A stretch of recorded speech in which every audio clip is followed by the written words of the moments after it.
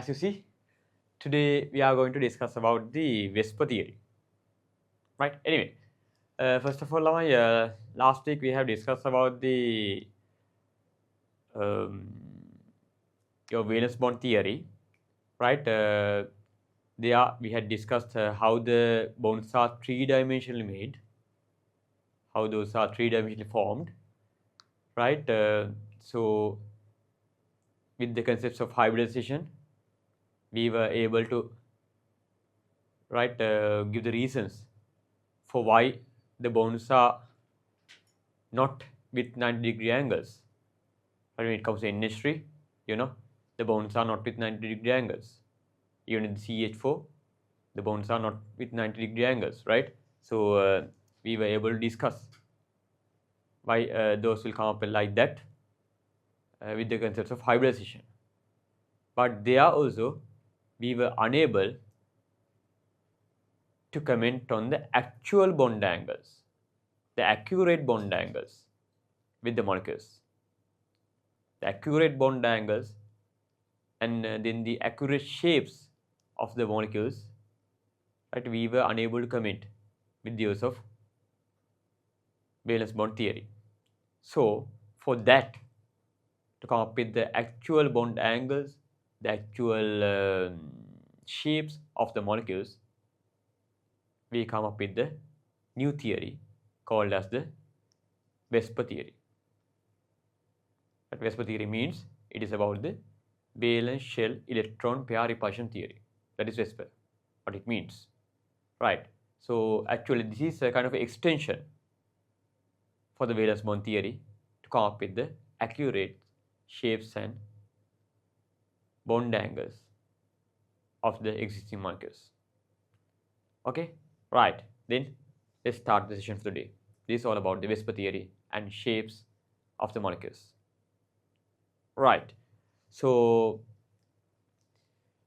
according to VSEPR theory, right, when thinking of the shapes, they are saying, right, molecules will attain their greatest stability or get stabilized by trying to minimize the repulsions between the repulsive units. That is the basic idea of the VSEPR theory. VSEPR theory says molecules attain their greatest stability or stabilized by minimizing the repulsions between the VSEPR units. VSEPR units means the repulsive units. The repulsive units are actually the sigma bonds and lone pairs, what we have discussed with the hybridization concepts as well. So one can say those are the hybrid orbitals, right? So molecules get stabilized by minimizing the repulsions between the hybrid orbitals, simply like that, right? To minimize the repulsions, so they will try to come up with maximum distances between the repulsive units to minimize the repulsions. Okay, that is the idea with the VSEPR theory. Okay, let's discuss this thing a bit more, right, with the use of kind of a diagram, right, like this, Lamai. So the concept is this. See, if you think of the water molecule, right? So with the water molecule, so if you take oxygen like this, right, you have two sigma bonds. And two lone pairs, no? With the water molecule, you have two sigma bonds and two lone pairs, right? All these orbitals are hybrid orbitals of the central atom. For all these lone pairs as well as for the sigma bonds, the orbitals involved from the central atom is actually hybrid orbitals, right? So when it comes to hybrid orbitals, we can clearly see there are three kind of repulsions happening around the hybrid orbitals. With the hybrid orbitals, we can think of three kind of repulsions. What are the three kinds? The first kind is the repulsions between the lone pairs. Lone pair repulsions.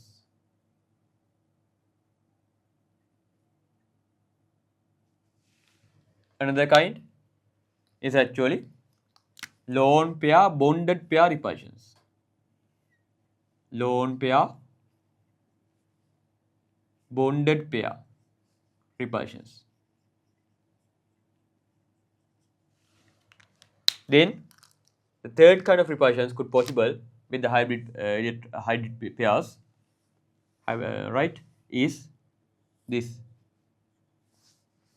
bonded pair repulsions. Among hybrid orbitals, there are three kind of repulsions possible, right? And the greatest repulsions will occur between the lone pairs, and the smallest repulsions will occur between the bonded pairs. Why is that? Why we are saying so? The point is Islamite. So, actually bonded pairs, the bonded electron pairs are actually restricted to two nuclei. Bonded electron pairs are restricted between the two nuclei. Right? Like this, no? Bonded pair is actually restricted between the two nuclei of the two atoms, two shared atoms. So, when it comes to lone pairs, those can freely move. So that you clearly see the repulsions between these two guys would be the greatest. Repulsion between these two guys would be the greatest then. Right? And repulsion between these two will be the least, as those are restricted between the two nuclei. So, repulsion between the lone pairs and the bonded pairs are actually in between. Right? So, according to VSEPR theory, the repulsions are identified like this.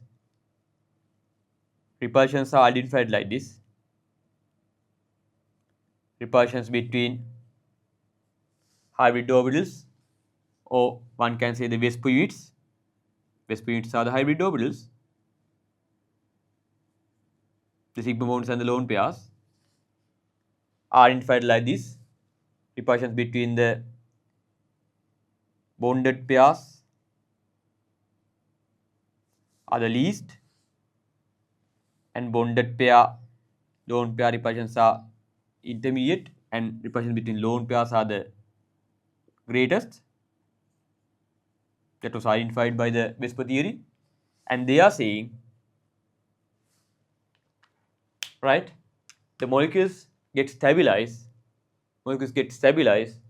by trying to minimize the repulsions between the pairs by achieving the maximum distance between them. That means if heavy repulsions are occurring between a pair, then minimize that repulsion, those will, right, get more away from each other. Those will, right, situate more away from each other to minimize the repulsions. When the two similar charged particles are very close to each other, then the repulsions will occur more heavily. So when they are away from each other, repulsions will be less, right? So that specifically identified, like when you have greatest repulsions among pairs, they tends to, right, be more apart from each other compared to here. So the lone pairs will be more apart from each other compared to bonded pairs. That is how, right, these bonds will arrange in the 3D space to minimize repulsions by maintaining the greatest distance between them. Right? That is what VSEPR theory says. Likewise, the atoms, the molecules achieve their greatest stability. That is why the molecules can be seen with different characteristic shapes with them, right? That is the VSEPR theory, right? So let's go to the note, Lamai. It says clearly, right, the idea. It says, according to VSEPR theory, molecules or ions achieve stability by maintaining a maximum distance between repulsive units. Repulsive means bonded pairs and lone pairs, to get the minimum repulsion forces between them, right? Hence, the repulsion between the bonding pairs are the minimum and the repulsions between the lone pairs are the greatest, right? When they arrange like that, when the repulsive units, the lone pairs and the bonded lone pairs and the sigma bonds, or the hybrid orbitals, all are the same. Can come up with the same idea. If you have to say the VSEPR units, or the repulsive units, or the sigma bonds and the lone pairs, or the hybrid orbitals, all come up with the same point, right? The same idea, right? When they are to arrange to minimize the repulsions, right? They will arrange with 5 kind of geometries. Those electron pairs, those VSEPR electronic pairs will arrange with 5 types of geometries. 5 shapes. Geometry means shape. The electron pair geometry, right? So those 5 types are. So I'll write those 5 types here, Lamai. So let's come to here, right? Let's discuss about those 5 types of electron pair geometry is possible. Right? Electron pair geometry is actually the shape, the geometry, right, or the shape of electron pair distribution, the shape of VSEPR pair distribution, the electron pair distribution, or sigma bond and lone pair distribution. Same thing is referred to as the electron pair geometry, right? Okay, let's try to come up with those 5 types of electron pair geometries, right? These are the 5 types. Lamai, so we had seen these things in the hybridization, right? So we could think of VSEPR pairs,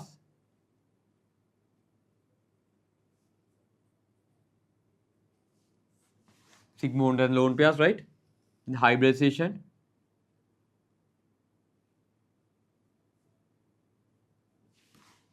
And electron pair geometry. See, if you are with only 2 VSEPR pairs, right, your hybridization is SP, and the electron pair geometry was look like this: the 2 hybrid orbitals, the 2 SP orbitals were arranged like this. We had seen this thing last day with the BeCl2 molecule. If you need an example, the BeCl2 molecule, the center atom beryllium came up with this kind of electron distribution, BeCl2. So if you are with 3 VSEPR, its hybridization is sp2. Last day we had discussed about that thing, and the hybrid orbitals were distributed like this.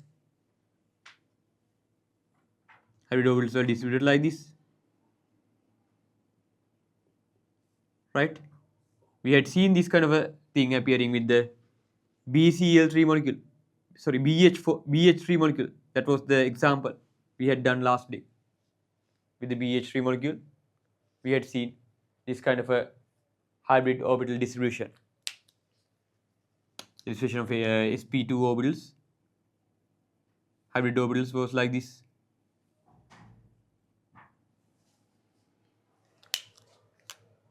When we are to think of VSEPR pairs, four number of VSEPR pairs, sigma bonds and lone pairs. our hybridization was sp3 with NH3, with H2O, with CH4. We had seen this kind of a VSEPR distribution.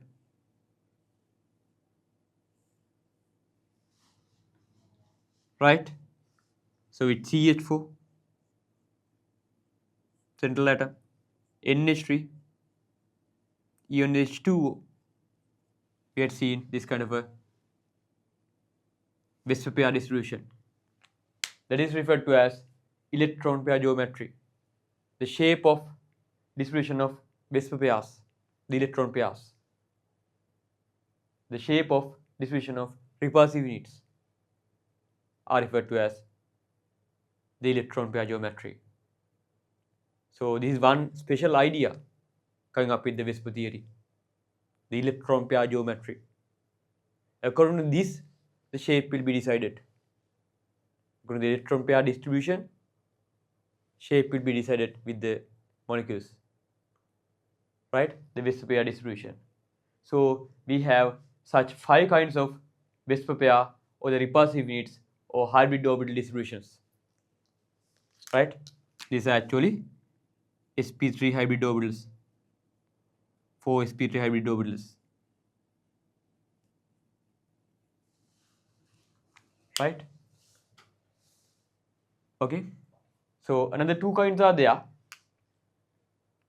as electron pair geometries, right? Let's do those two the stuff as well, right?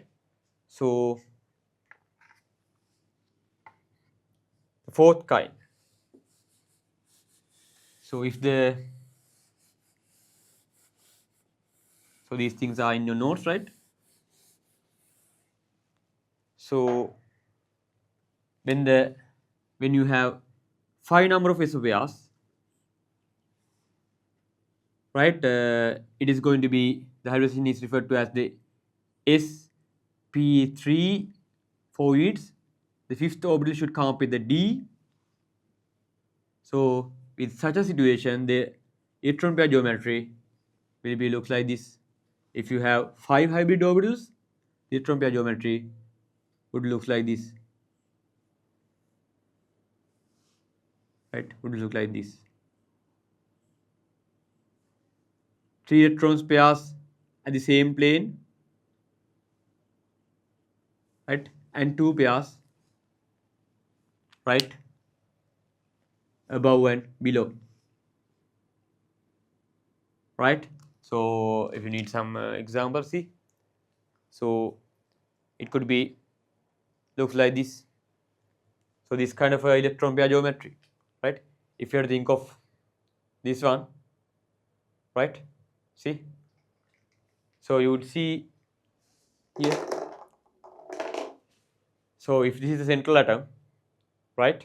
If this is central atom, so you would see in one plane you have 3 VSEPR units, and at the top and bottom you have another 2 VSEPR units, right? Altogether 5 VSEPR units appearing here.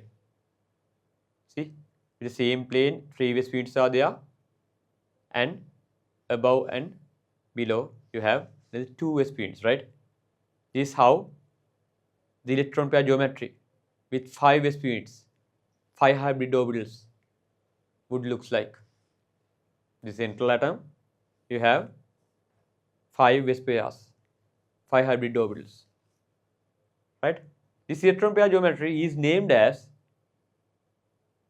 they have given name for this one. This electron pair geometry is named as trigonal bipyramidal. Trigonal bipyramidal. That name is given as trigonal bipyramidal. How come? It's like this, no? So you would still see, right, with this geometry, right? With this geometry, you would clearly see some pyramid with 3 faces, right? Pyramid with 3 faces. So if you have to think of this thing, right? So pyramid with 3 faces, no? This one face, second phase and third phase. Pyramid with 3 phases, right? No? At the top and another pyramid with another 3 faces at the bottom. So if you are to connect these points, corners with the top, you would come up with a pyramid with 3 faces, right? And here as well, another pyramid with another 3 faces. Is one face, second phase, and the third phase. 2 pyramids with 3 faces. Trigonal bipyramidal. Trigonal pyramids, dekak. You have 2 of trigonal pyramids. Trigonal bipyramidal. This electron pair geometry is known as trigonal bipyramidal, right? So that is how the 5 VSEPRs comes up with trigonal bipyramidal, right? So we have another VSEPR pair distribution referred to as this. This is how it looks like when it comes to 6 VSEPRs. These are 2 new stuff for us, as we haven't discussed these things with the last day with the hybridization. We had came up only to up to the sp3 hybridization now. Right? These are the 2 new stuff, right? Coming up after the sp3 hybridization, right? So here you clearly see 6, 1, 2, 3, 4, 5, 6 VSEPR units are appearing here. Right? 6 hybrid orbitals, right? And this electron pair geometry is referred to as octahedral. Octahedral, right? 4 things at the same plane, 4 things at the same plane, right? And 1 above and 1 below, right? This is referred to as octahedral geometry. Octahedral electron pair geometry. Why we see so? Why we say so? The reason is you clearly see with this polyhedron, right? You have this is actually a polyhedron with 8 faces. This is actually a polyhedron with 8 faces. See, one face here, this face towards you. If you are to combine the points, one face here, 2 face here, 3 face here, 4 face like that. 4 faces are there at the top, and at the bottom as well you have 4 faces. If you are to match these things, these points, corners. So 8 faces, a polyhedron with 8 faces, octahedral. So this electron pair geometry is referred to as octahedral, right? So that is, those are the 2 new electron pair geometries we'll come across these, right? Okay, octahedral geometry. See, so we can write those things, right? In your note, it is there. So when you are with 5 VSEPRs, right, the hybridization is sp3d, and the electron pair geometry is referred to as trigonal bipyramidal. Trigonal bipyramidal, right? When you have 6 VSEPRs, last time we had discussed about that thing. The hybridization is going to be sp3d2. 6 units should be there. 6 hybrid orbitals should be there. For 6 hybrid orbitals, 6 atomic orbitals should mix together. 1 s orbital. You have only 3 p orbitals. You don't have more than 3 p orbitals. Then the others comes with d, sp3d2. So there, the electron pair geometry would look like this. You have 4 electron pairs at the same plane, right? 4 electron pairs at the same plane, and 1 at the top and 1 at the bottom, giving you a octahedral.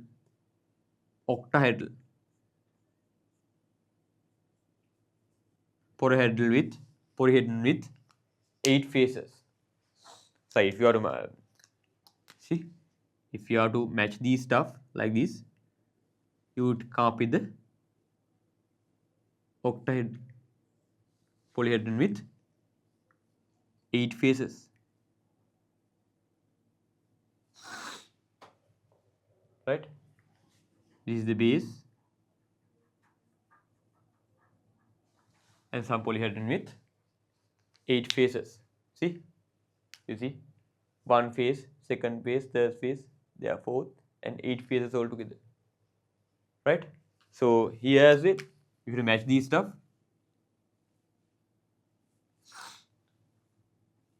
one pyramid,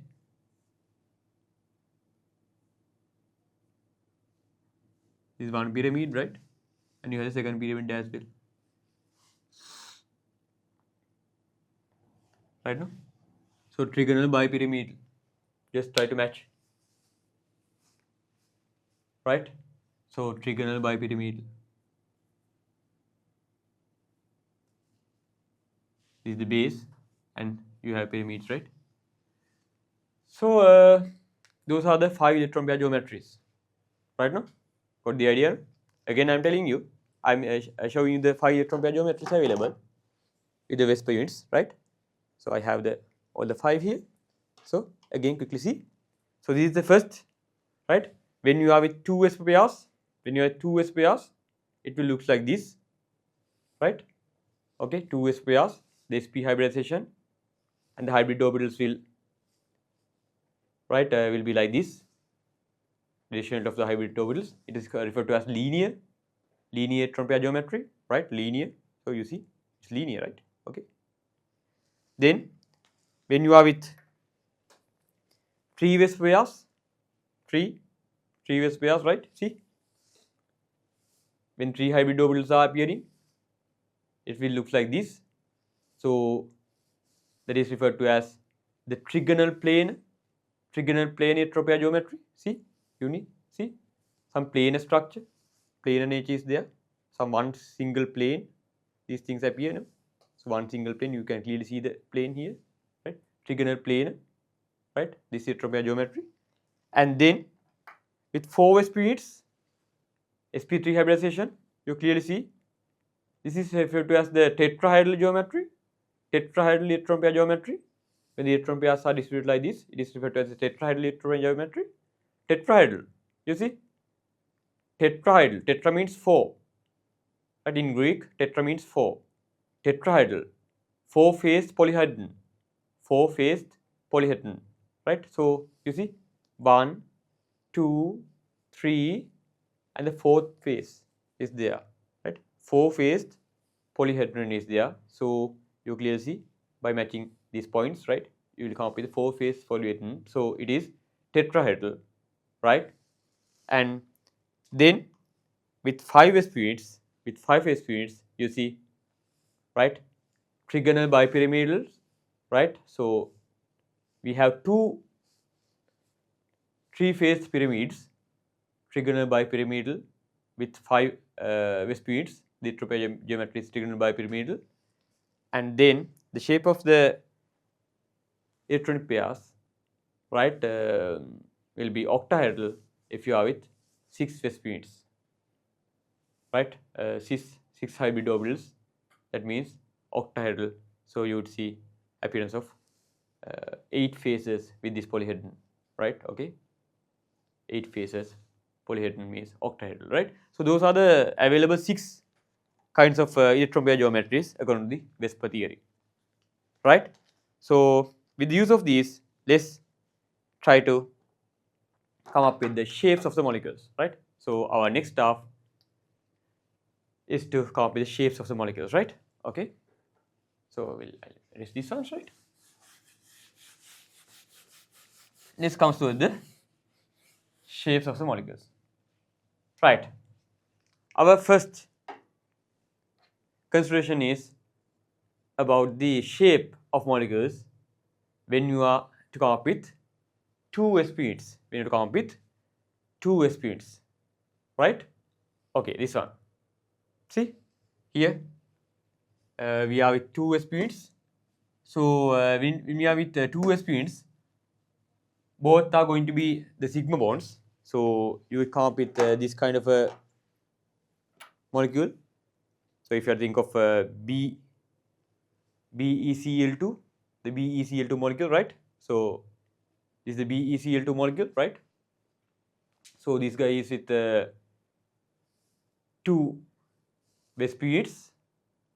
Both the VSEPR units are bonded pairs. So VSEPR means the hybrid orbitals. VSEPR means the hybrid orbitals. So VSEPR could be of two types, sigma bonds or lone pairs. So if both the VSEPR are sigma bonds, right, then the shape is referred to as linear. So you clearly see this is a linear stuff, right? Okay, sorry. Then you are with some linear stuff, no? You clearly see this is a linear, right? When both the VSEPR are bonded units, the molecule seems like linear. What you see is kind of a linear shaped molecule, right? So it is linear, right? So it's linear, right? Sorry. Okay. So when you have two VSEPRs and both the VSEPRs are sigma bonds, the electron pair geometry is linear and the shape is also linear. Shape is also linear, right? Shape is also linear. So between the two bonds, you see, between two bonds, you would see 180-degree angle. Linear means 180-degree angle. So between two bonds, 180 angle. That is the shape and the bond angle of a linear shaped molecule. The linear shaped molecule, right? Okay, let's discuss about the situation with three VSEPRs. Situation with three VSEPRs, right? Okay, situation with three VSEPRs. So when it comes to three VSEPRs,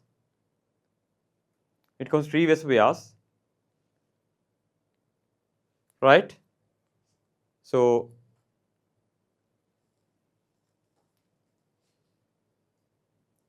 all the VSEPRs could be bonded pairs. All the VSEPRs could be bonded pairs like this, right? When it comes to three VSEPRs, all the three VSEPRs could be bonded like this. So this situation is referred to as the trigonal planar. So you see a planar structure. You see a planar structure with this. Structure is planar, no? Planar structure. Trigonal planar, right? Trigonal planar. So just triangle, right? Trigonal, three-face planar. Trigonal planar, right? So when you are with three sigma bonds and no lone pairs, the shape is trigonal planar. Shape is trigonal planar. What about the bond angle? This is a planar structure. Planar structure means, right, around the three guys, 360 angle is there. When it comes to planar structure, around a point, 360 angle is there. So we have three bonds there. So three equal spaces between the bonds. So 360 divided by 3 means 120. Bond angle is 120.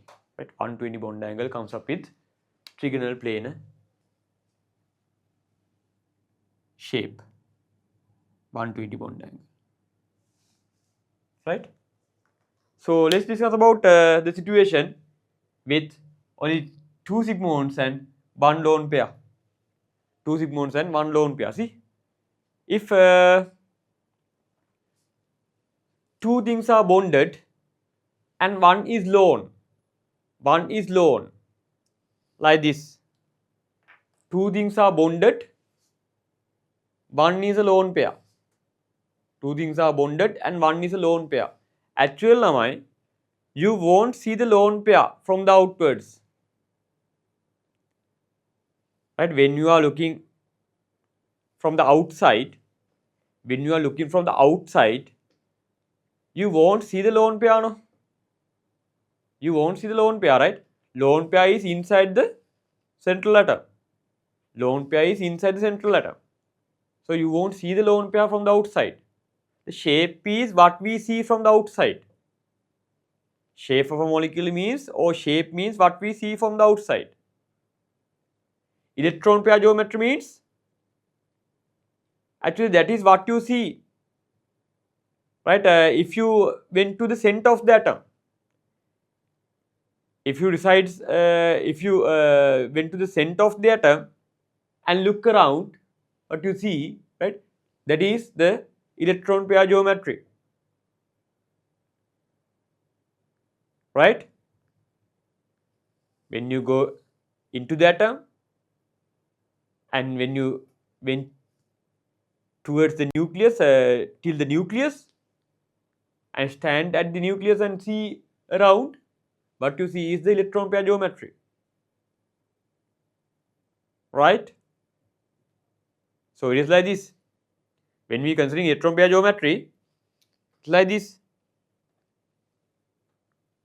With 3 VSEPR means this is your nucleus. This black color thing is your nucleus, not the atom. If when we are referring the electron pair geometry, this black color thing is your nucleus of the atom. Nucleus, only the nucleus. So that you see 3 electron pairs are appearing like this. So the electron pair geometry is trigonal planar. Trigonal planar. Right? To the outside, if you look like this, to the outside with 2 sigma bonds and a lone pair, to the outside what you see is like this. The shape is actually what you see from the outside. This is your central atom, then these are the cone atoms. The other lone pair is inside the atom. You won't see that. Lone pairs you won't see from the outside. Right?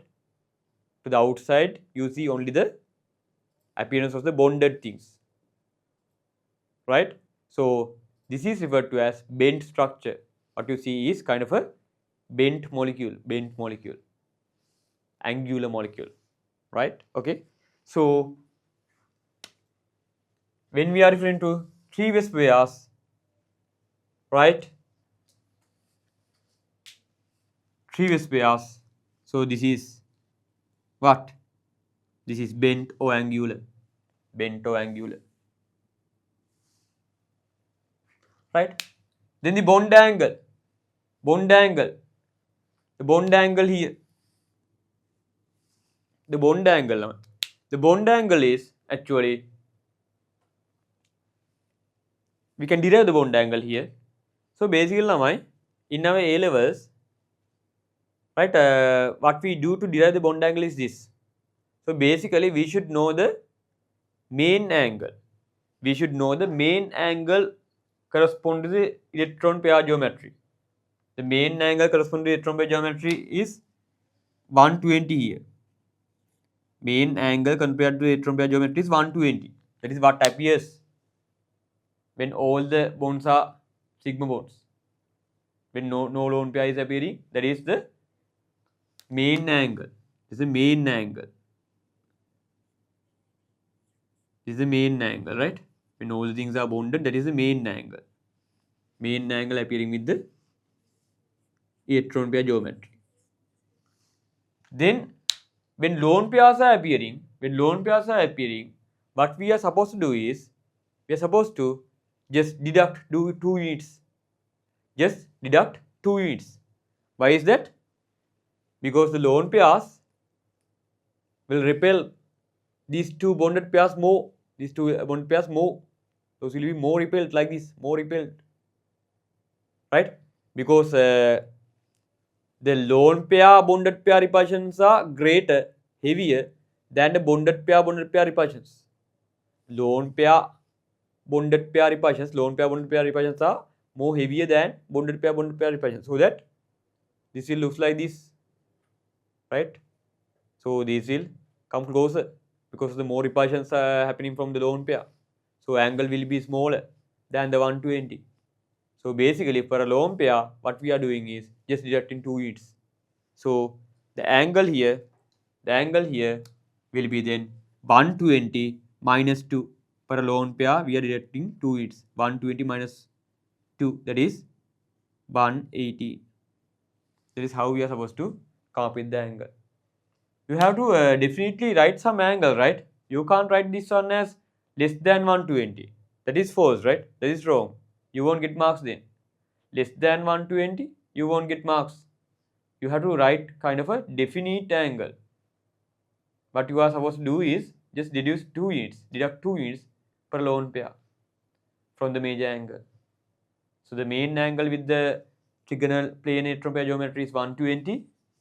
So just deduct 2 units per lone pair. So bent or angular shaped structure coming from electron pair geometry trigonal planar is with 118 bond angle between the bonds. Right now? So that's it. Okay, so actually if you need to come up with the shape, what you need to do is just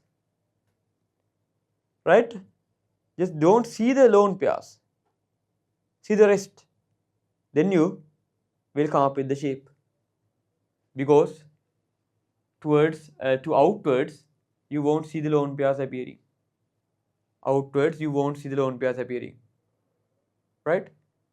Okay, so when it comes to shape, when you are supposed to draw the shape, don't look at the lone pairs, look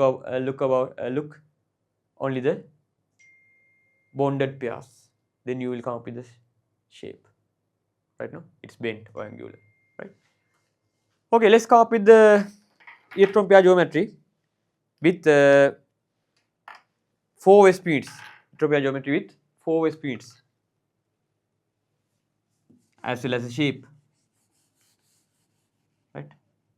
Okay, 4 way speeds. See,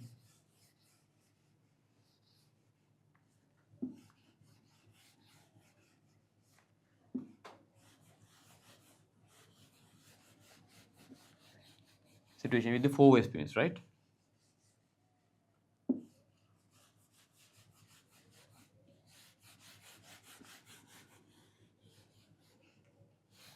See, base pairs 4.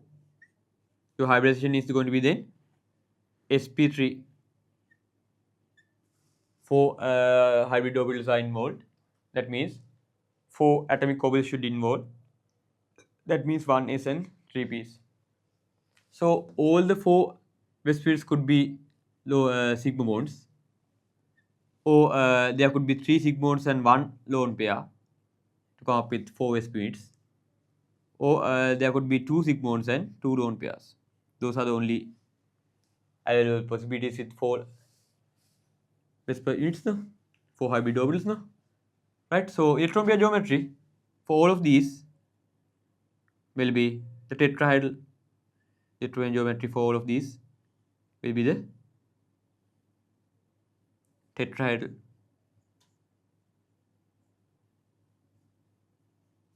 right? So between these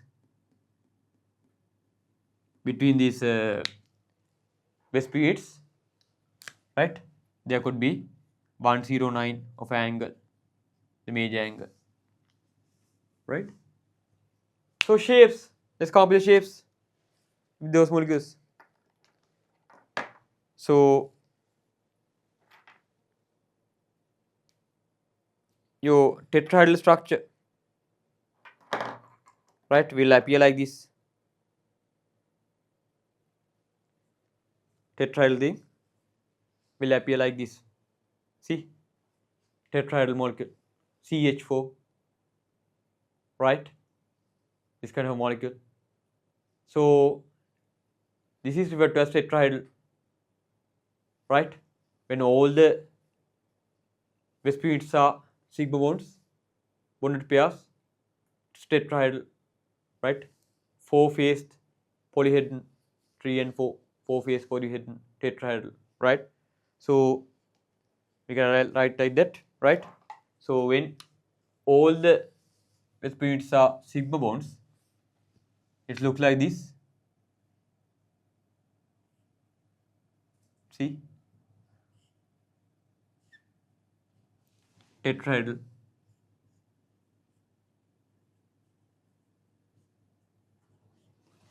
right? Its bond angle is 109. This bond angle, you clearly see the angle is greater than 90, right? You see that, right?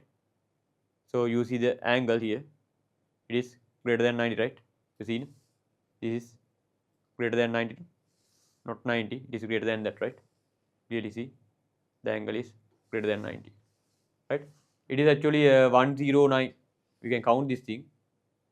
It is 109.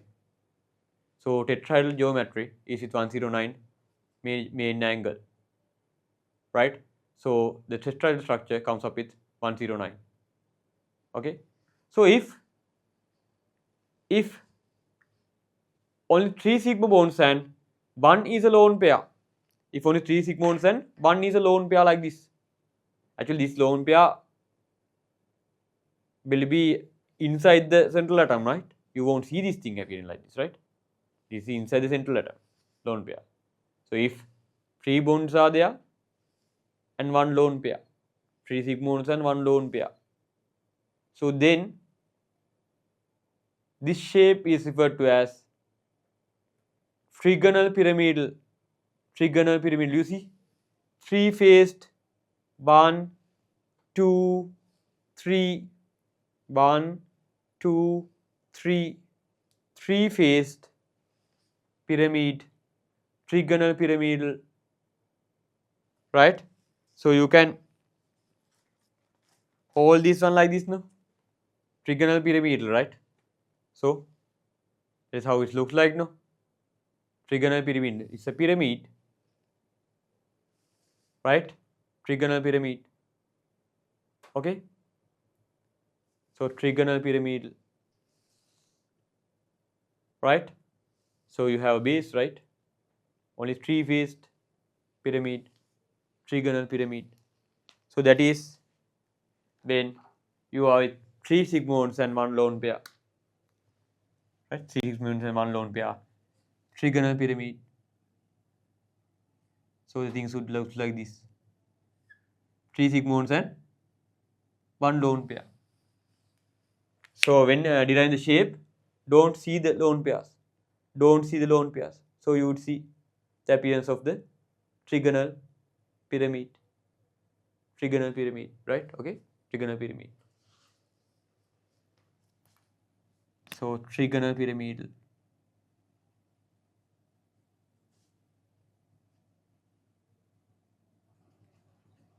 What is the bond angle then? Bond angle then? Not hard. So for a lone pair, we should reduce 2 units. The 109 is the major angle. For lone pair, you need to deduct 2 units. So 109 minus 2, that is 107. 107. Right? So the bond angle is 107 for the trigonal pyramid. Trigonal pyramid 107. Right? So earlier it was this tetrahedral. When all the 4 bonds are, all the 4 s pairs are bonded. Tetrahedral. When one is gone like this, 3 sigma bonds and 1 lone pair, it is pyramidal, trigonal pyramidal, right? Okay. Then when 2 are gone like this, right?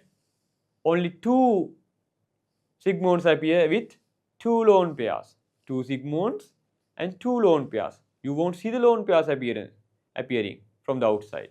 From the outside, you won't see that lone pairs. Then this is referred to as bent. 2 lone pairs and 2 sigma bonds.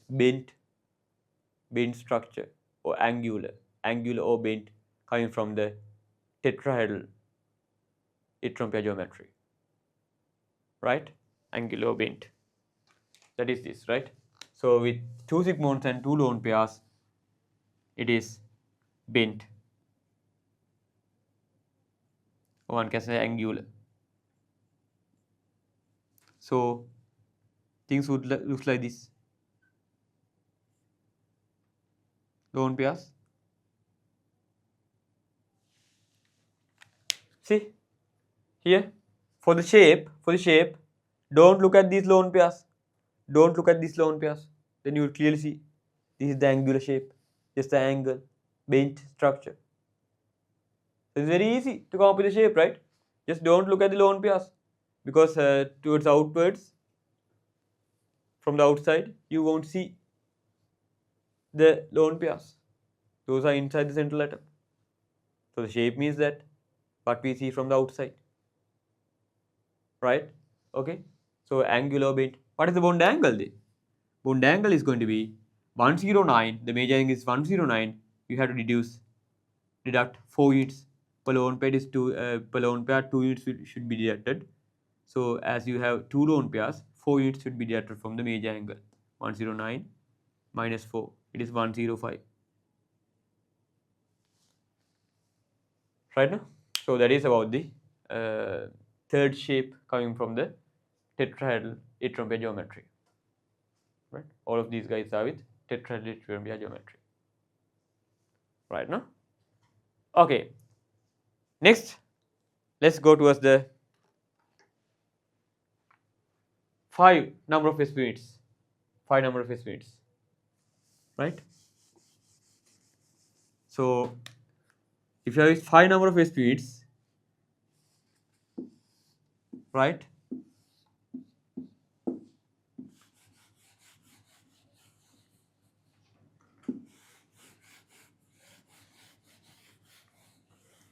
Five number of sp units, right? Your hybridization is going to be with 5 hybrid orbitals. So one is we have 3 p's, maximum of 3 p's, and we need 5, only 4 here now, 5th orbital, right? So hybridization is sp3d. Then all the 5 could be sigma bonds and no lone pairs, or 4 could be sigma bonds and 1 lone pair. And out of those 5 hybrid orbitals, it could be 3 sigma bonds and 2 lone pairs, or it could be 2 sigma bonds and 1 lone pair. Those are the 4 possibilities you could think of with the 5 special situation. So electron pair geometry is going to be like this. Electron pair geometry is going to be like this, right? Sorry, we are just think of electron pair geometry, right?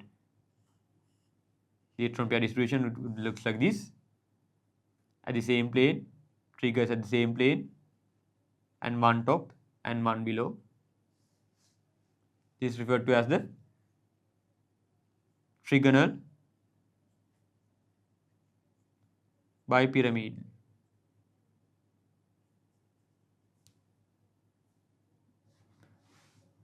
Electron pair geometry, right? So let's think of discuss about the shapes here, right? Shapes.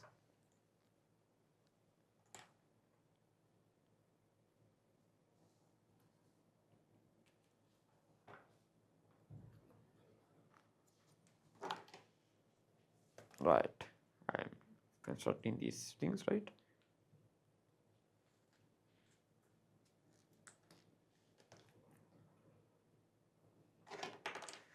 Okay, this is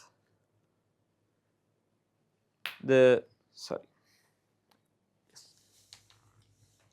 okay, this is just the this body is not good.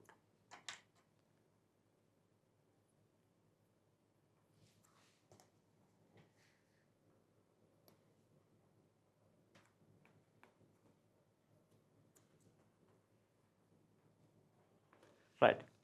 This is the trigonal bipyramidal molecule.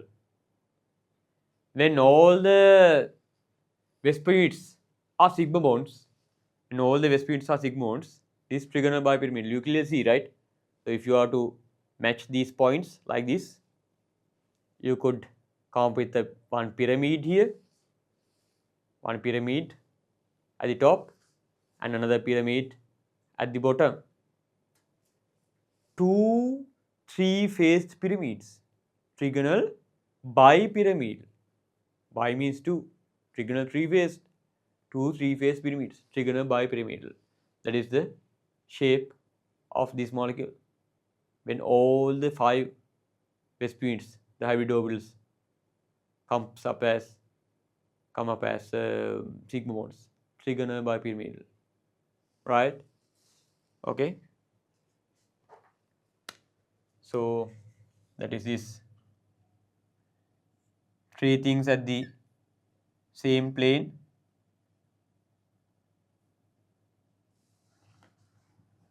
right? And two things top and bottom, right? Trigonal by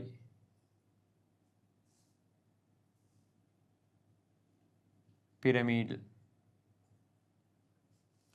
The bond angles basically the ones with the same plane, the ones with the same plane, see the ones with the same plane, see those are with 120 angle, ones with the same plane, see these three, right, like this now.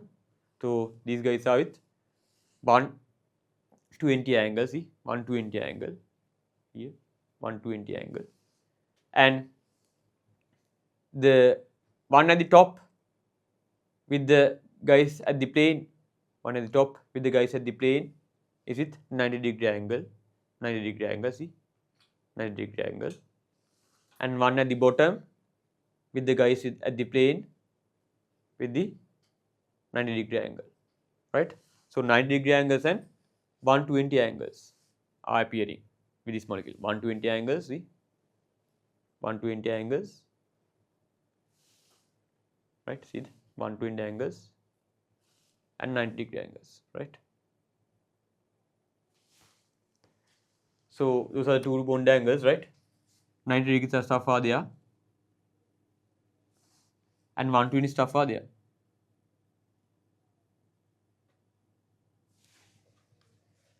Right now, bond angles with the trigonal bipyramidal shape.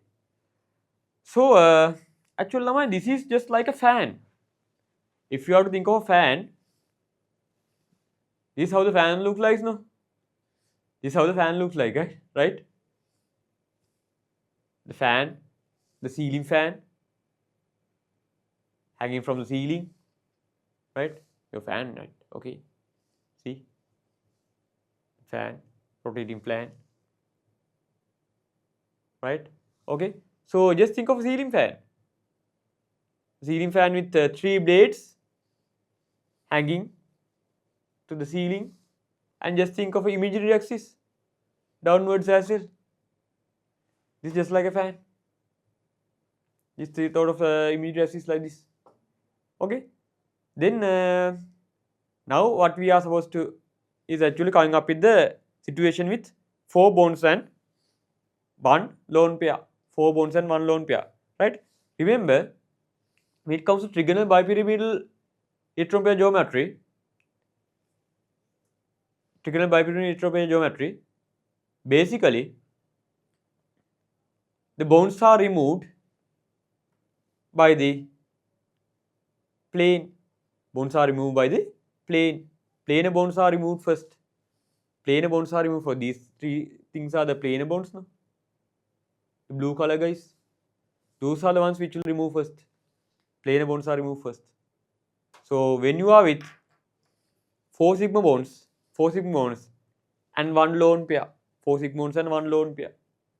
So this shape is known as, see, if you are to just rotate this thing like this. So this is a seesaw. This is a seesaw. See, seesaw.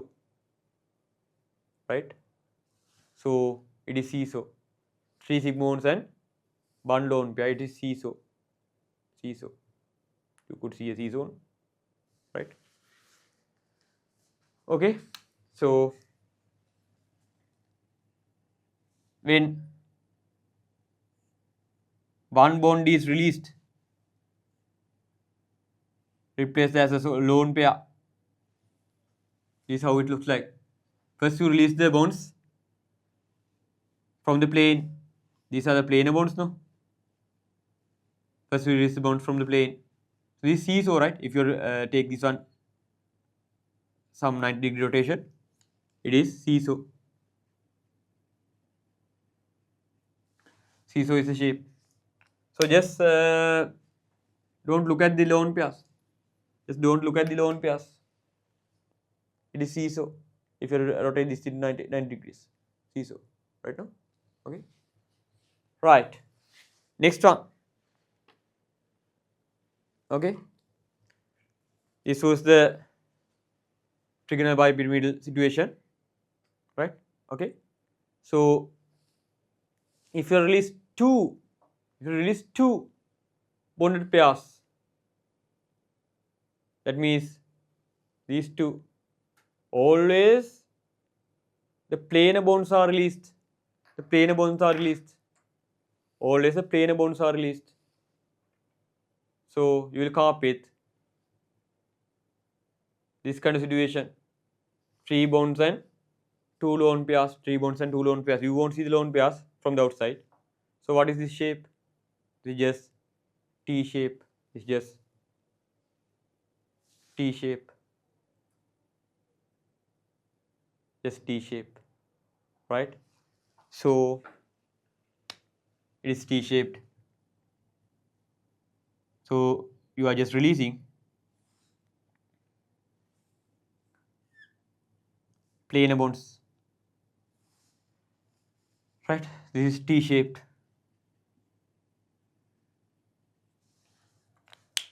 Don't look at the lone pairs for the shape. Just T, right now? Just T, right? Right. That is 3 bonds with 2 lone pairs. Then 2 bonds with 1 lone pair. 2 bonds with 1 lone pair. Again, I am coming with the trigonal bipyramidal situation. So with 2 bonds and 3 lone pairs, for 3 lone pairs, you need to remove all the 3 planar bonds. All 3 planar bonds. All the planar bonds are released by the trigonal bipyramidal angle to come up as lone pairs. So this is what? This linear. This linear. See, linear, right? So that situation is referred to as linear.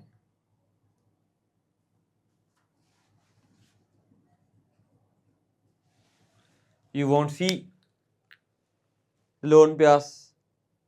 You won't see the lone pairs from the outside. So shape is linear. Right now? That is all about the shapes coming up with the trigonal bipyramidal electron pair geometry. All of these guys have the same electron pair geometry. Trigonal bipyramidal. 5 s units, 5 hybrid orbitals. 5 the summation of sigmoids and lone pairs are equal to 5. That situation was discussed. Right now? Next one. Let's come up with the 6 units. After that, let's come up with the 6 unit situation.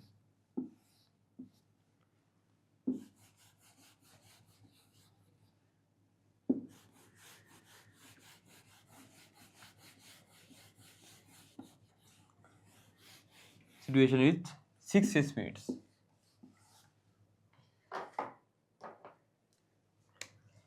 Right? 6 s units means your hybridization is going to be sp3d2. So all the 6 bonds of this pairs could be sigmoids with no lone pairs, or you could have 5 sigmoids and 1 lone pair, or 4 sigmoids and 2 lone pairs. Those are the only stuff appearing at the A-level syllabus. So no need to think of other situations, right? These 3 are enough for the A-levels, right? So this is how the electron pair geometry looks like. 4 hybrid orbitals at the same plane, 1 at the top and 1 at the bottom, right? This is referred to as octahedral. octahedral. See, this electron pair geometry, this one, right? You are with 6 sp units like this, 4, 1, 5 and 6, right? 6 sp units, 4 at the same plane, 4 at the same plane, 1 at the top and 1 at the bottom, right? See, this is the electron pair geometry. It's referred to as octahedral, right? So 8-faced polyhedron, right? Octahedral, right? So and this octahedral geometry is with 90-degree angles, right? Is it? You clearly see 90-degree angles with all the bonds, even with the planar stuff, as well as the above and below, all the guys are with 90-degree angles. You clearly see 90-degree angles appearing. See, right now.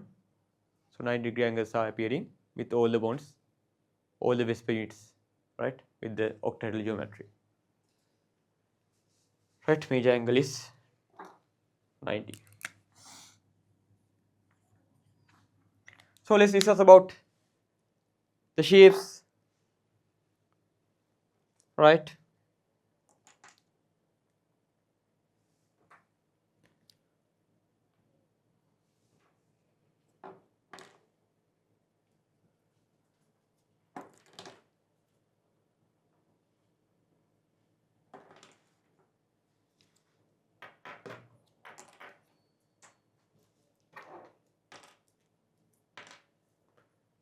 So, right, let's copy this, right? Okay, so this is our octahedral molecule. See, all the six guys are bonded. You clearly see the octahedral appears, no? So if you have to match the points, right? So you would come up with 8-faced polyhedron, 4 faces from the top and 4 faces from the bottom. Octahedral molecule, right? So 4 bonds at the same plane, 1 top and 1 bottom.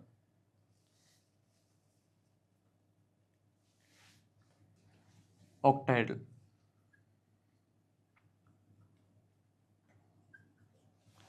All the guys are with 90-degree angles,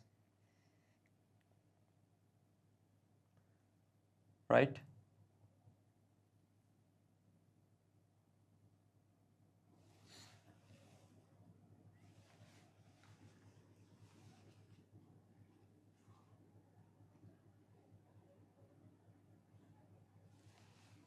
Right now,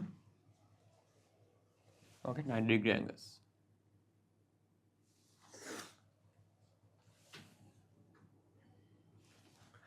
Right. Then, not like in a trigonal bipyramidal situation, here we are supposed to release, right, the up and down. We are supposed to release the up and down bonds to come up as lone pairs. In trigonal bipyramidal case, we have released the planar bonds first. But with this one, this stuff, we will release the bonds at the top and the bottom first, right? So to come up with 5 sigmoids and 1 lone pair, just release this one as a lone pair. So 5 sigmoids, 4 at the one plane, 1 is up, and this 1 lone pair. So this is referred to as what? This kind of a pyramid. So one flat, no? Pyramid. This is just a pyramid, right? Okay. So sorry for this, right? It is a kind of a pyramid. So it's a pyramid with 4 faces. You would see the 4 faces are appearing. If you match these 4-faced pyramid, so this is referred to as square pyramid. Earlier we had came through a 3-faced pyramid, trigonal pyramid, with 4 VSEPR pair situation, where you are with only one lone pair and 3 sigmoids. But here with 1 lone pair and 5 sigmoids, you are coming up with square pyramid with 4 faces, right? Square pyramidal, actually a square at the base, right? Square pyramidal, right? No? So that situation. So we are supposed to release the up and down bonds first, right? With the octahedral geometry. So you won't see this thing when thinking of the shape, right? So you have this thing, square and up and down, square pyramidal.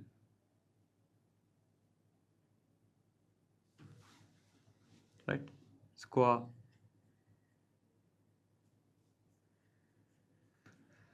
pyramidal or pyramid. So if you release two bonds, if this was the octahedral geometry, if you release 2 bonds as lone pairs, that means 4 bonded pairs and 2 lone pairs, that means you need to release the 2 from top and bottom for the octahedral geometry.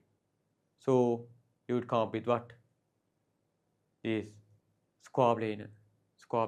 Just a plane in single one plane, you see this square planar, right? Okay, 2 lone pairs you won't see from the outside, square planar, right?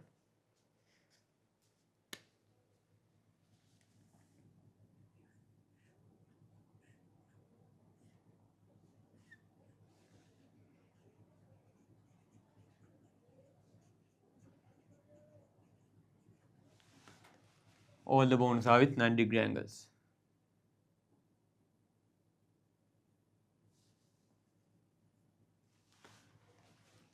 Right now, those are the shapes you should know. Those are shapes and the geometries you should know with the VSEPR theory, right?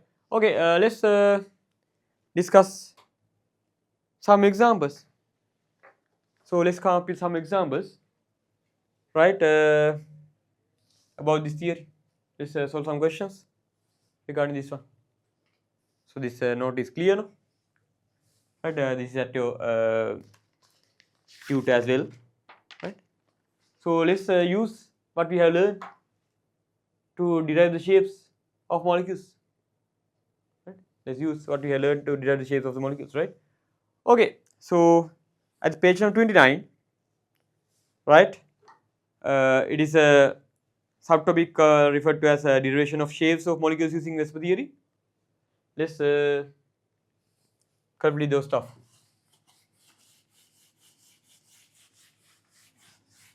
Right.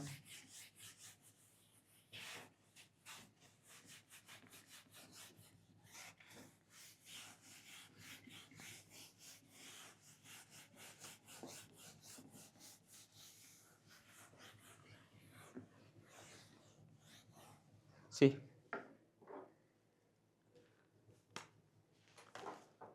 Derivation of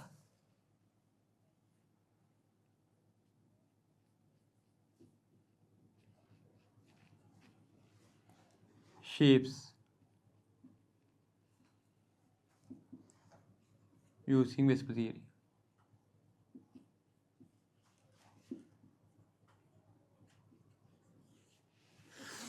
Right.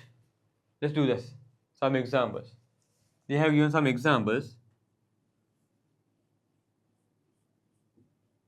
First the NH3. Then what? Example 2 was about COCl2.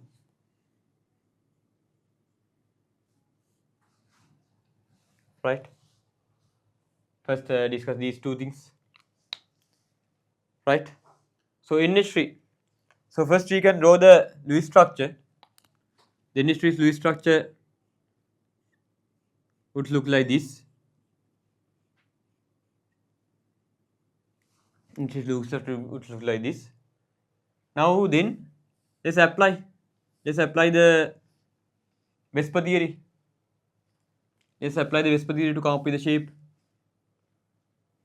So applying the VSEPR theory. So first of all, how many VSEPR units there? How many VSEPR units? You have the sigmoids and lone pairs. Sigmoids and lone pairs are calculated as VSEPR pairs. So 1, 2, 3. 1, 2, 3. 3 sigmoids and 1 lone pair. Altogether 4 VSEPR units. There you have 3 sigmoids and 1 lone pair. Then with 4 VSEPR units, the electron pair geometry is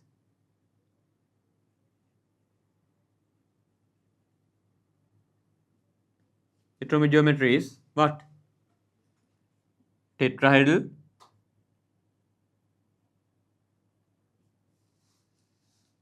Four speeds. The electron pair geometry is tetrahedral. You know, 4 speeds means sp3 hybridization and the tetrahedral geometry, right? So the shape is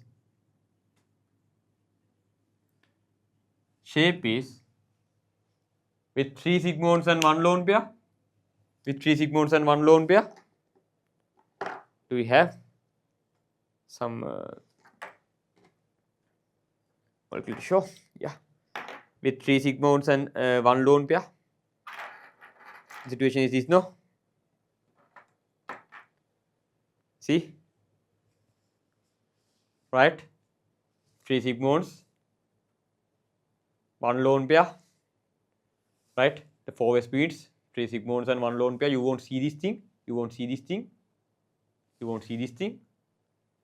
2 outsides, right? So if you think of this, right? This is a trigonal pyramid, no? Trigonal pyramid. Some pyramid with 3 faces. Trigonal pyramid, right? Okay? Right? So trigonal pyramid.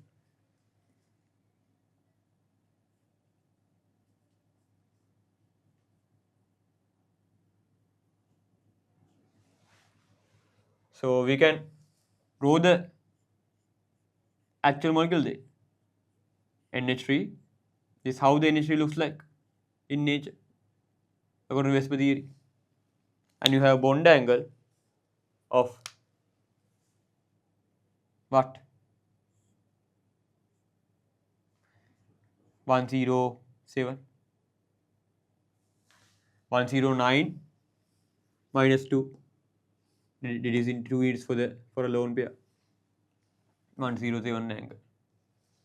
This is actually existing in NH3 according to the VSEPR theory. Let's do another example. For the COCl2. The COCl2's Lewis structure would look like this.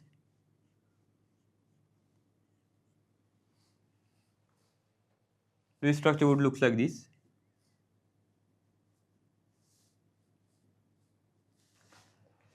Actually, am I concerning about only the central atom is enough to derive the shape, right? No need of writing all the lone pairs of the other atoms as well. But just concerning the all the bonded and lone pairs around the central atom is enough to come up with the shape, right? Okay, let's derive the shape. This is the Lewis structure of COCl2. So to derive the shape, first you need to come up with number of VSEPR units, pairs of units. So how many VSEPR pairs? So you have 1, 2, 3. 3 sigmoids and no lone pairs. Even though 2 bonds are appearing here, only 1 is sigma. So only the sigmoids and lone pairs will be count, right? For the VSEPR units, right? 1, 2, 3. 3 sigmoids and no lone pairs around the carbon. So 3 units. So 3 sigmoids and no lone pairs. So what would be the electron pair geometry?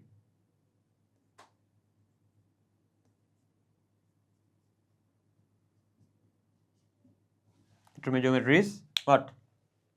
So with 3 VSEPR pairs, the electron pair geometry is trigonal planer.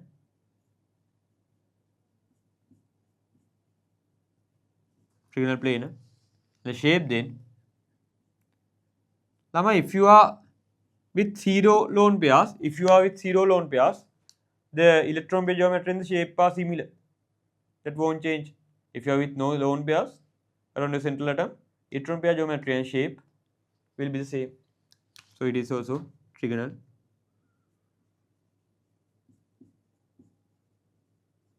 planar, right? Trigonal plane structures, right? So looks like this.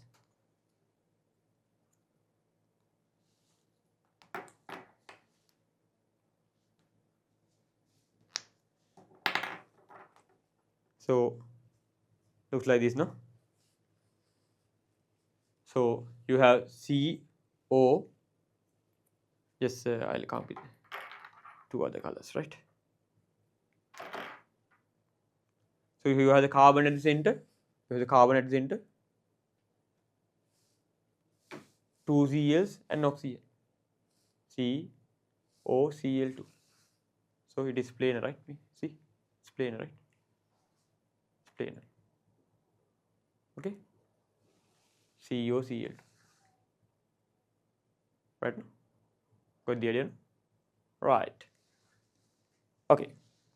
See, that is COCl2. This is how we are supposed to derive the shape. So after that we can do the structure with the correct shape. COCl2.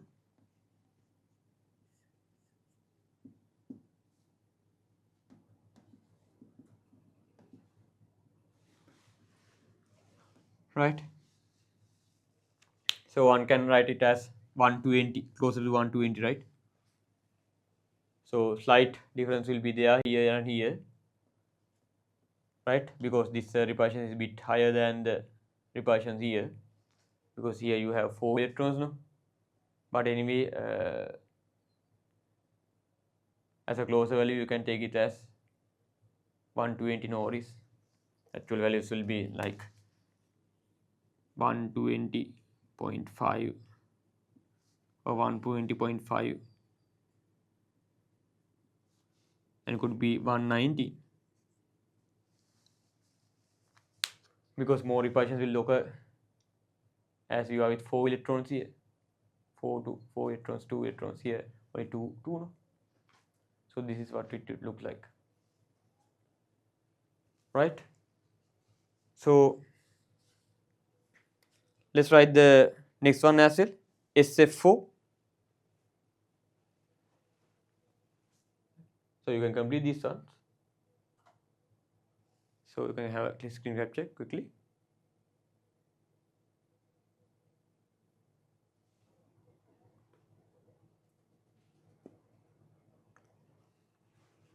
You complete the SF4. SF4. So another example, SF4. Let's write this SF4 as well.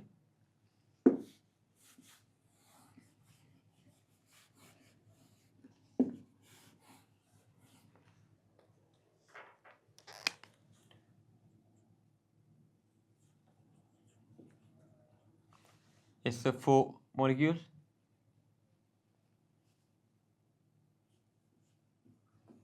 This is its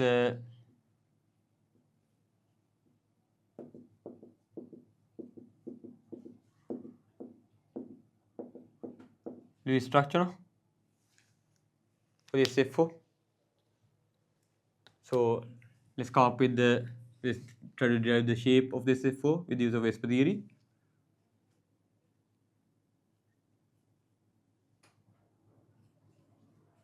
VSEPRs, sigmoids.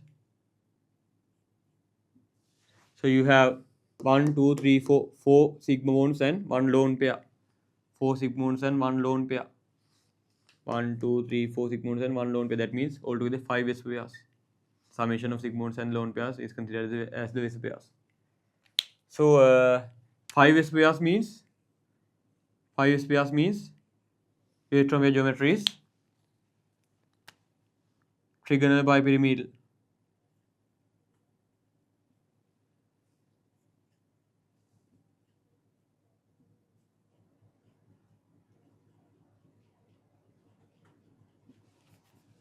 Then the shape is coming from trigonal bipyramidal angle, no?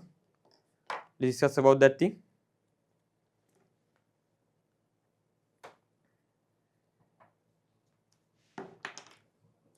Right.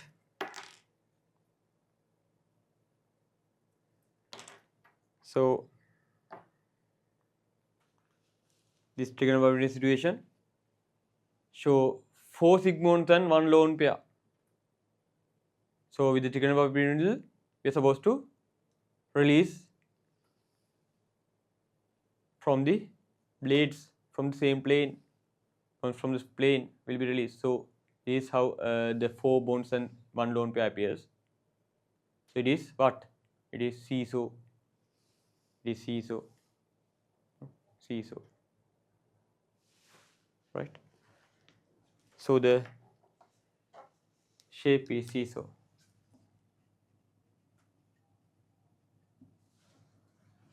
Right now? SF4 is seesaw. So you can draw that thing. You can draw it like as a seesaw as well. No?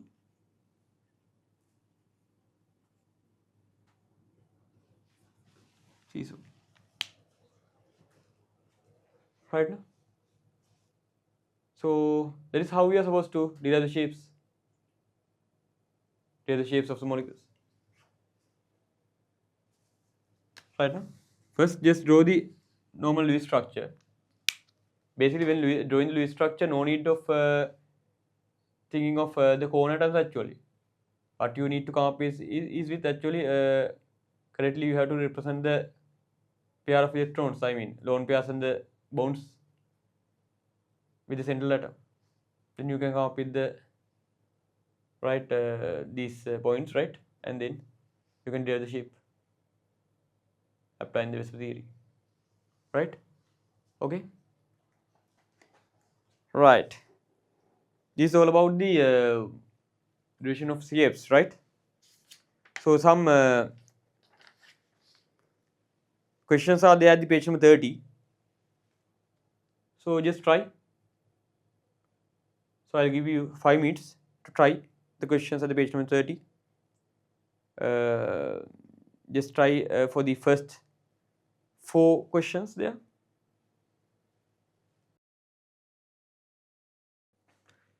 Okay, now let's do this one. Let's try to derive the shapes of these things with the use of VSEPR theory, right? Okay.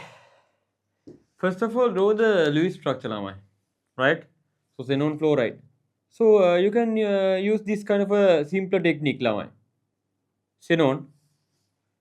So fluorine, if fluorines are attached with one single bond, fluorine carries no charge, no. Fluorine carries no charge, no.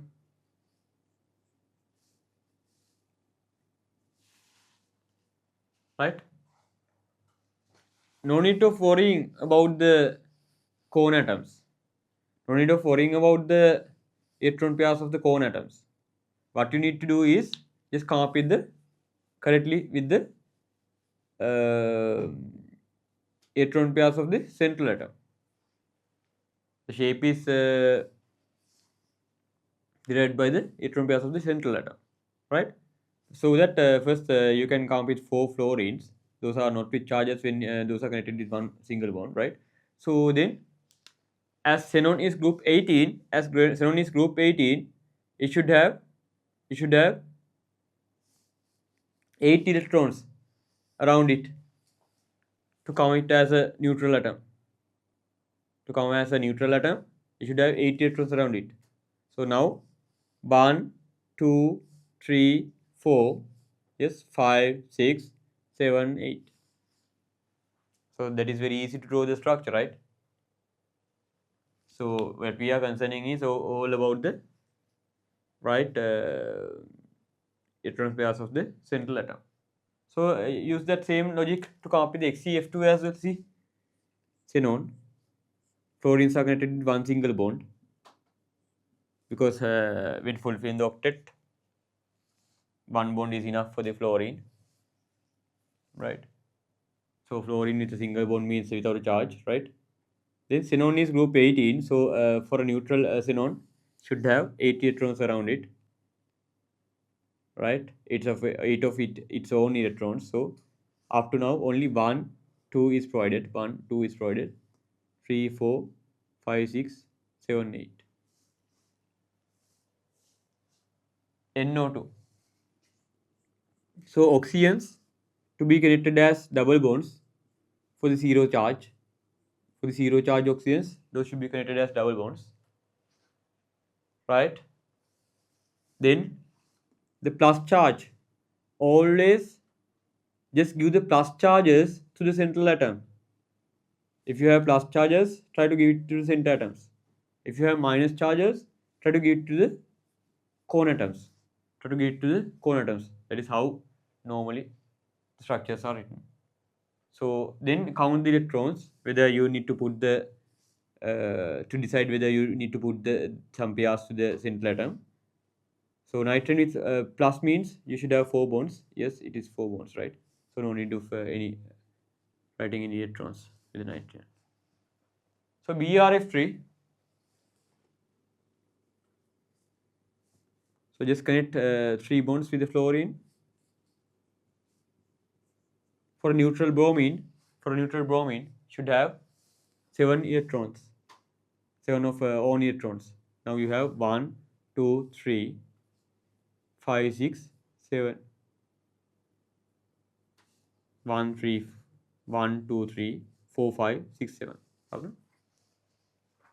If you need, you can complete the cone atoms as well to come up with the 4 pair situation, right? It is not necessary, right, to come up with the shape, because only the electron pairs of the central atom responsible for the shape around the central atom.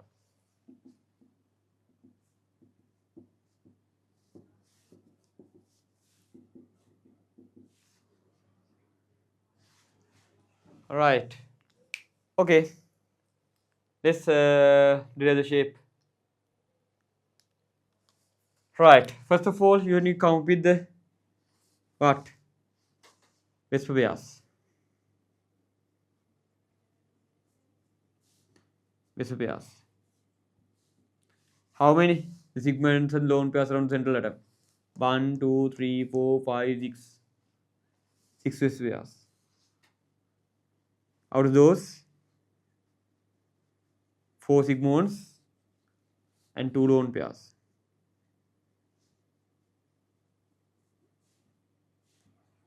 So the electron pair geometry,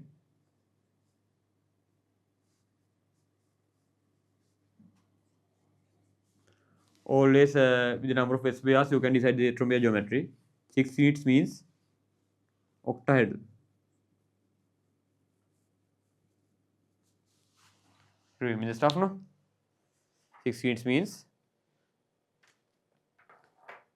octahedral atom, right? Okay. Then it's like this, no?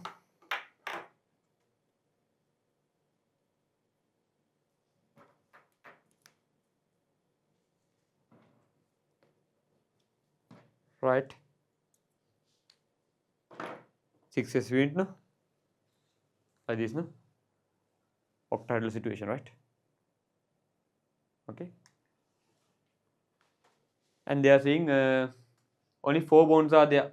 So octahedral, so you are to release from the top and the bottom for the lone pairs. This is the situation, right? This is the situation, right? So you have 2 lone pairs and 4 sigmons, right? So it is square plane, right? Square plane. What they are in square plane.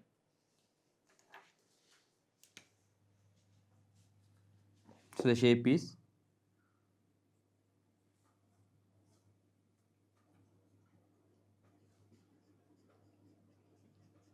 coplanar. Let's come with the XCF2. So you have 2 sigmoids and 3 lone pairs, altogether 5 speeds.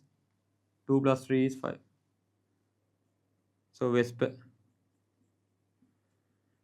units of VSEPR pairs, both are same, is 5. So sigmoids, you have 2 sigmoids, then lone pairs, you have 3 lone pairs, neutron pair geometry.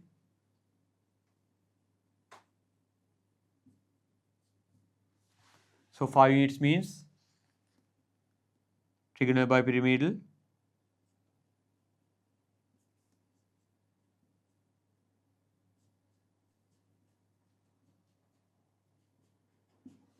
the shape is, it comes trigonal bipyramidal, right? The planar bonds are to be released. Planar bonds are to be released. No, from the trigonal bipyramidal situation, we are supposed to release the planar bonds, no? Right? So it looks like this, no? This is the trigonal bipyramidal situation, right? Okay. So you are supposed to release the planar bonds. So here 3 lone pairs, so you need to release 3 planar bonds, right? Like this. So we will have these 2 things remaining, right now. So it is linear. It is linear. Right now, it is linear. Right. So this is linear.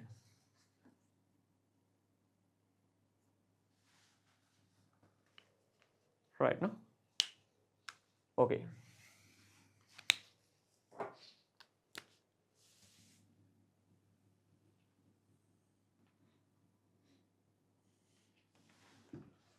Let's come up with the next one.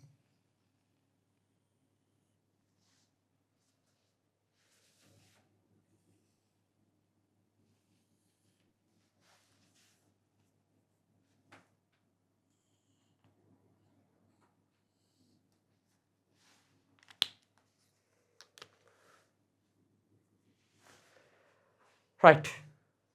Do the things for this one. The speeds. pairs, both are same, right? So you have 1, 2 sigmoids. Always the first bond between the 2 atoms are sigma. The others are phi. So between these 2 atoms, you have the sigma here. Between these 2 atoms, you have the sigma here. 2 sigmas and no phi's. Sorry, no lone pairs. So altogether 2 units. So sigma bonds, 2 lone pairs, none. So then the electron pair geometry.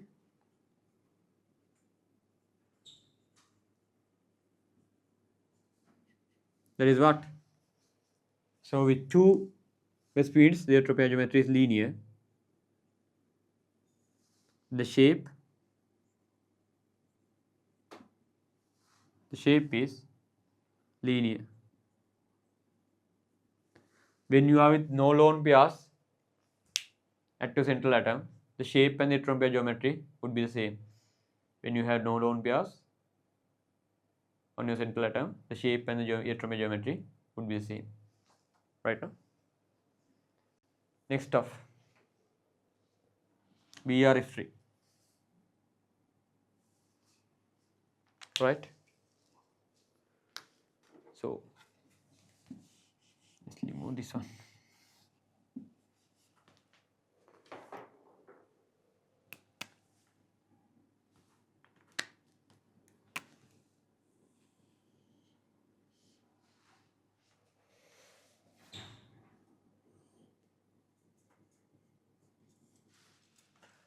Right. The speeds. OS pairs. around the boron is 1, 2, 3, 4, 5 sigma-bonds and lone pairs. The count is 5. Number of sigma-bonds, free sigma-bonds, then lone pairs, it is 2. The electron pair geometry,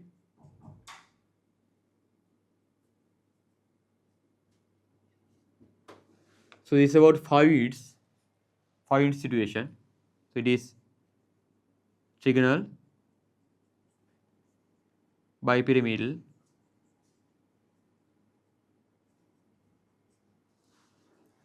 then the shape. So 2 bonds are released as lone pairs.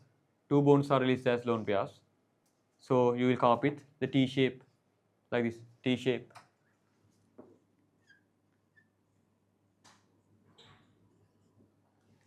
So that is about the BRF3. Right now?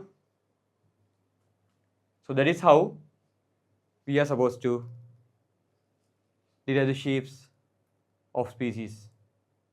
First draw the Lewis structure, then apply the VSEPR theory, and then you can derive the shape. Right? So if they have asked you a question like that, just to derive the shape, so you need to write all these stuff. Each point carrying some mark. Right? So if they have asked you to give the shape, just give the shape. So no need of writing all the stuff, just give the shape. Writing just the shape is enough. If they have asked you the question as give the shape. But if they have asked you the question as derive the shape, then it is very needed to come up with all these points. Right? As well as the Lewis structure. Right now? Right, that is all about the deriving the shapes with use of VSEPR theory. Right? Okay. So we have some more at your page number 30. Just do them at home. Right? We have 12 questions there. Just do them at home and complete the stuff. Right? Okay. So that was about the VSEPR theory. Right? How we are supposed to come up with the shapes of the molecules with the use of VSEPR theory. That was the discussion, right? Right. So after that, we leads you to the next lesson, next section. That is also a point. That is also a section belongs to the VSEPR theory. That is actually how we are supposed to comment on the bond angles, right? When the shapes are different, right? That is what we are going to discuss now, right? Comment on bond angles when the shapes are different, right? Okay, let's see what we can do. I think up to here you are clear, right? So yeah, just you may need more practice. Just do this at home, right? Right. Now we are a bit leading towards the bond angles. Shapes are okay. With the start of the lesson, I have told you, right? So with the use of VSEPR theory, we are concentrating on two things.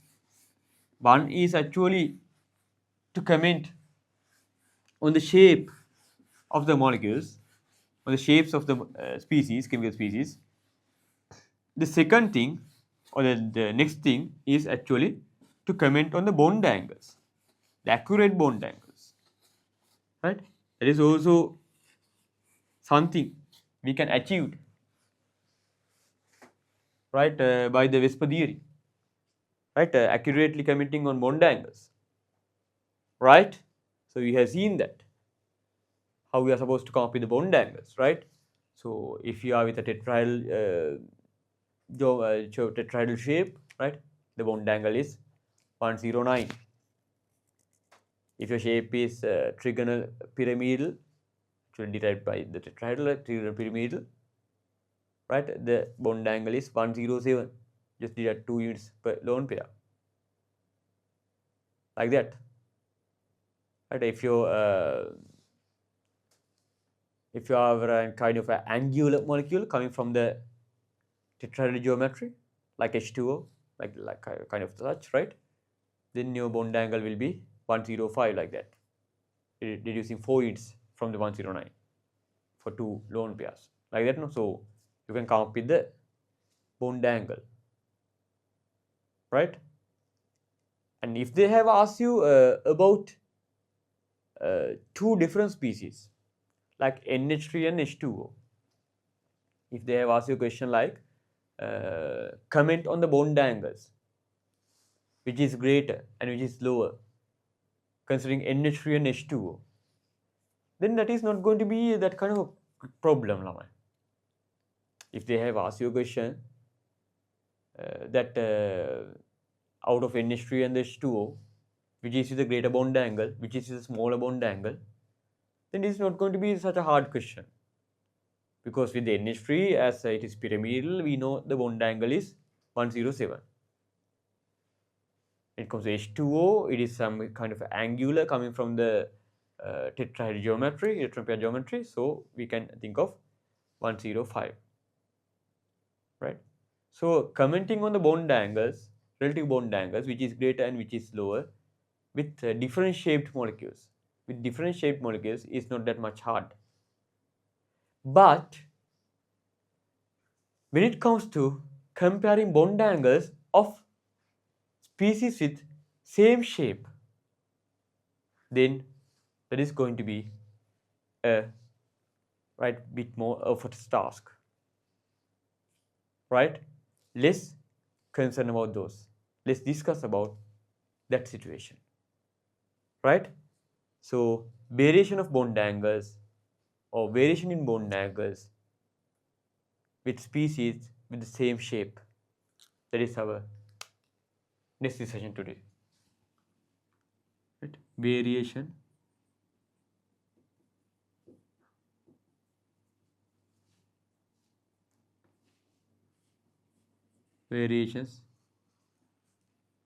of bond angles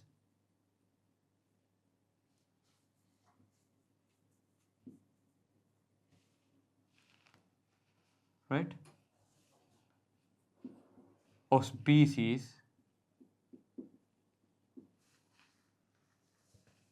with same shape, variations of bond angles of species with same shape, right? Let's discuss about some special examples here, right? These kind of questions are asked, right? Asked in past paper questions, right? In I think it was 2018 or 2019, those papers. In MCQs as well as in written paper, they have asked this kind of questions, right? They have asked to comment whether the H2O or the H2S is with a greater bond angle, whether the NH3 or the NF3 is with a greater bond angle. Such questions are asked, right? So let's discuss the theory behind those, right? So when considering this topic, variations of bond angles of species with the same shape, right? First we'll discuss the situation with same bonded groups but with different central atoms. Species with different central atoms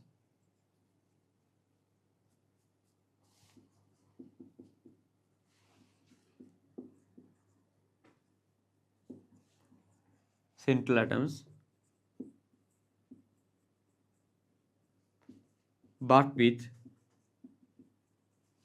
same connected groups.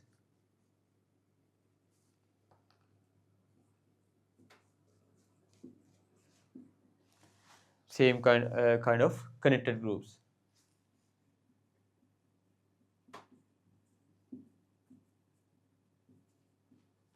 Normally, these connected groups are referred to as ligands.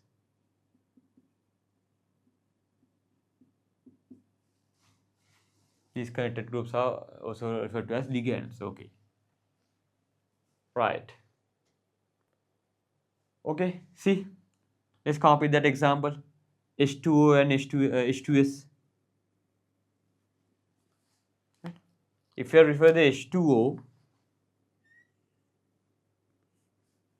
that thing would look like this. This is the H2O. See, both are with the same shape. Huh? This is H2S.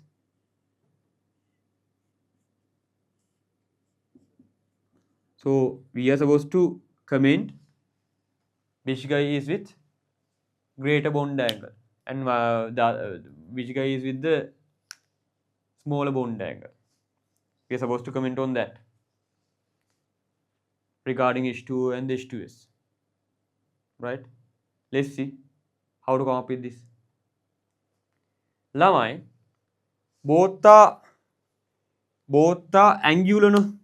Both are angular coming from the tetrahedral. Both are angular coming from the tetrahedral. So that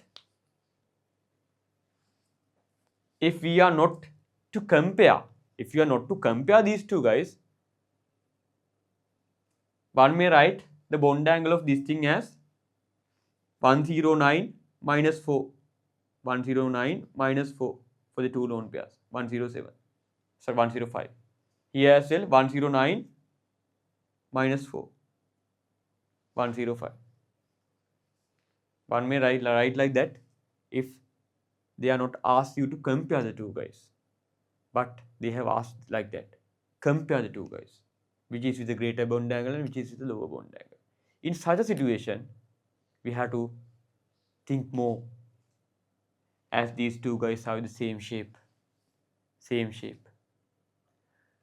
So in this kind of situation, our logic is this. As you are coming up with the same shape,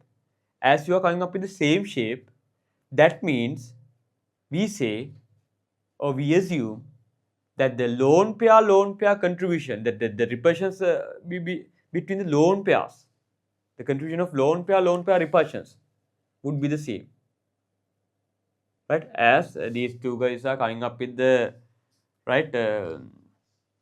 same shape, we say the repulsions of lone pair situations will be the same.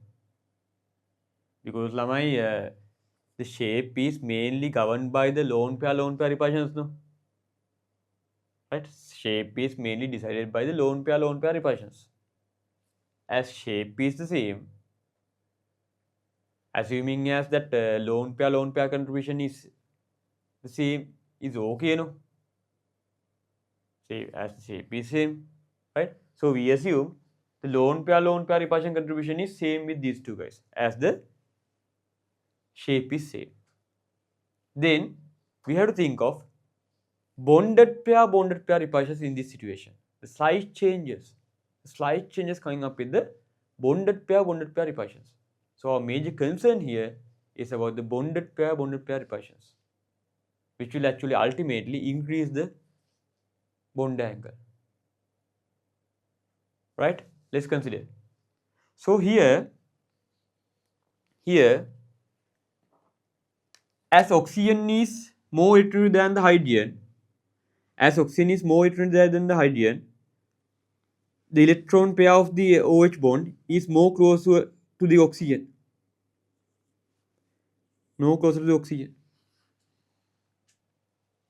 Bonded pair of electrons are more close to oxygen.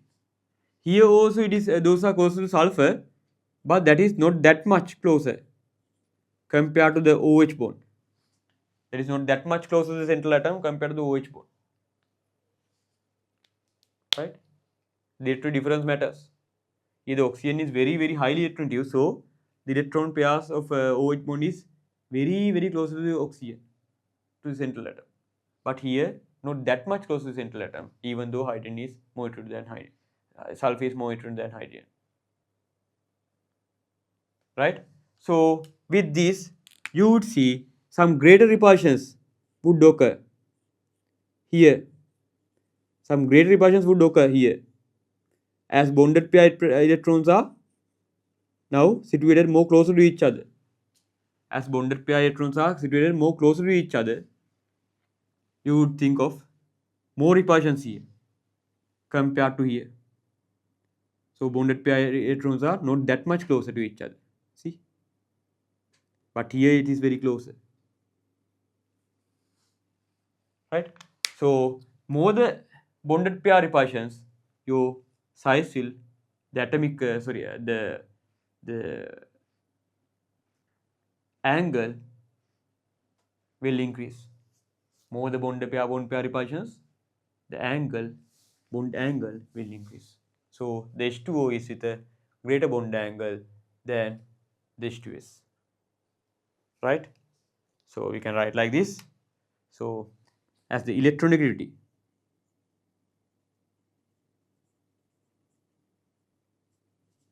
right? As the electronegativity, right? As the electronegativity of oxygen is the greatest, sulfur than the hydrogen. Variation is like this. And you can say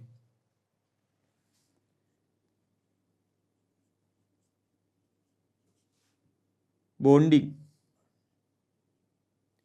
pair of electrons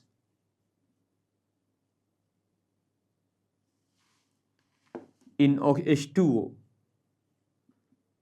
is more closer to the central atom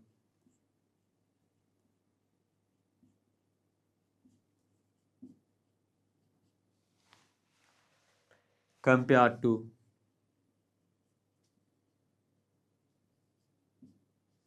H2S. Got the idea? So that bonding electron pair repulsions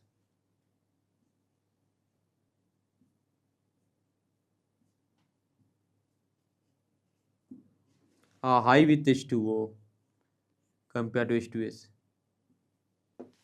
So that bond angle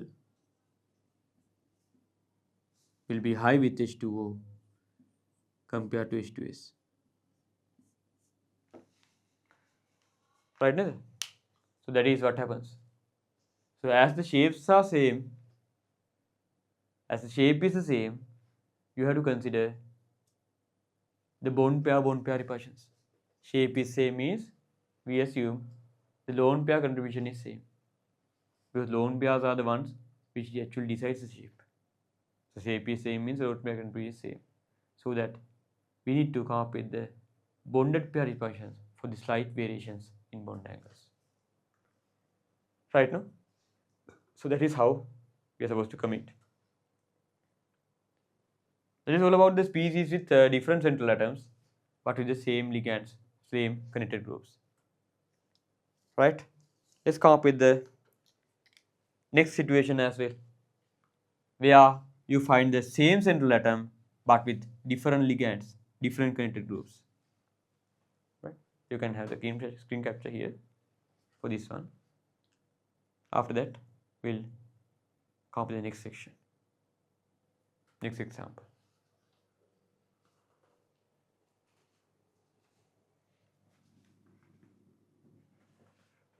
Right? The B.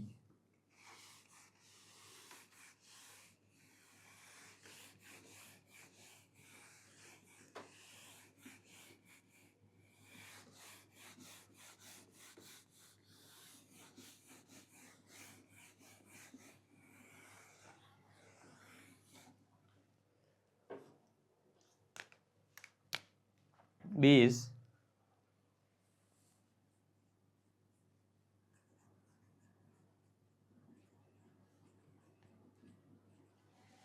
species with different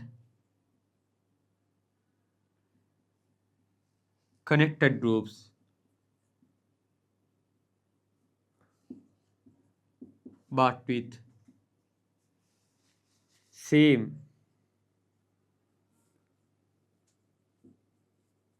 central atom, but it's same central atom, right? Let's see such a situation. So some good example is the NH3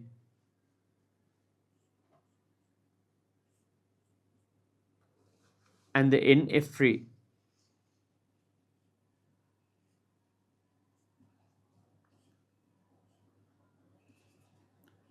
NH3 and the NF3. See what will happen? Both are tetrahedral. Sorry, both are trigonal pyramidal.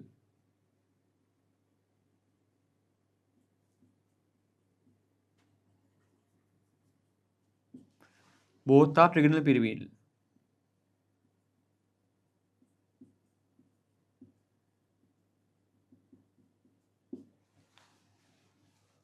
That means the shape is the same.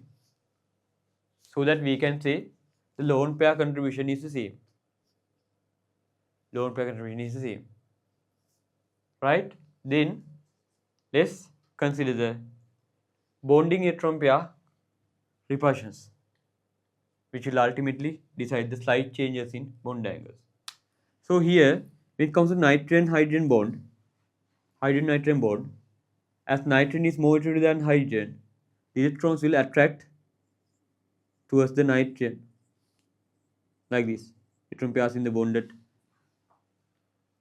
electron pairs in your bonds will attract more towards nitrogen here, as nitrogen is more heterogeneous than hydrogen.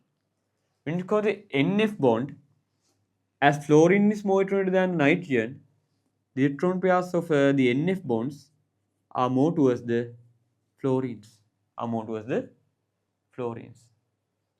So that you clearly see the bonded electron pairs are more closer here with the NH3, so that more repulsions will occur there. More repulsions will occur when the bonded pairs are more closer to each other.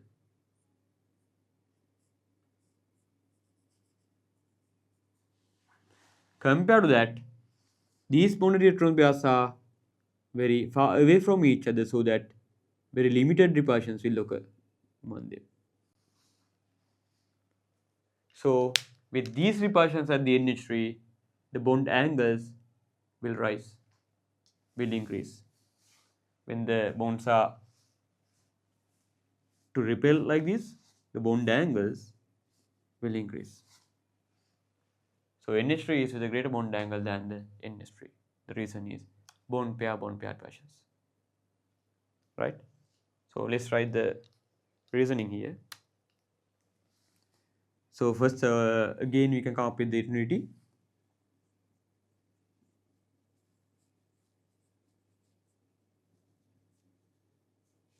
Here comes the eternity. Right? Fluorine is the largest, then nitrogen, and then hydrogen. So that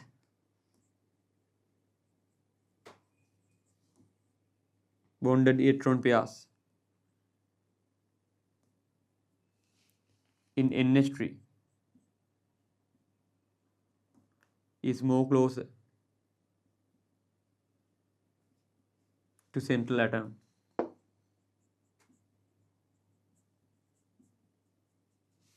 compared to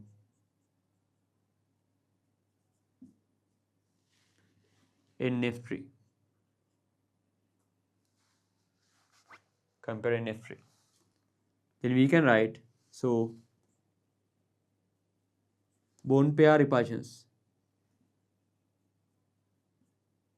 So the bond pair repulsions are greater with the NH3, as those are more closer to each other. Greater with NH3 compared to NH3. So that the bond angle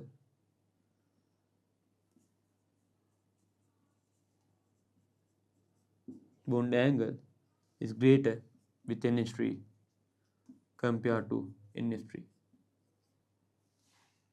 Right? No? That is how right? The bond angles will vary with the NH3 and the NF3 due to the repulsions between the bonded electron pairs, right now? So that is the idea, right? Actually, these two tough stuff are asked in A-level papers, right? In 2019 and 2018, right? Okay. So let's come up with another stuff. So basically here we have referred to species with different connected groups but with same central atom.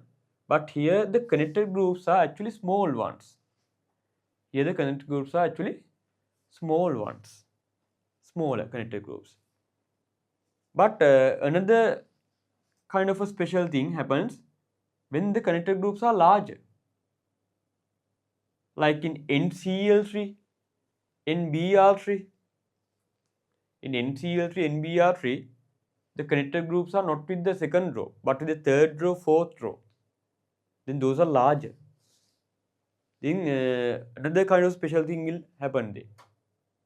These are actually smaller connected groups with the group 1 and with the period 1 and the period 2. But when the connected groups are larger, mainly when the connected groups resides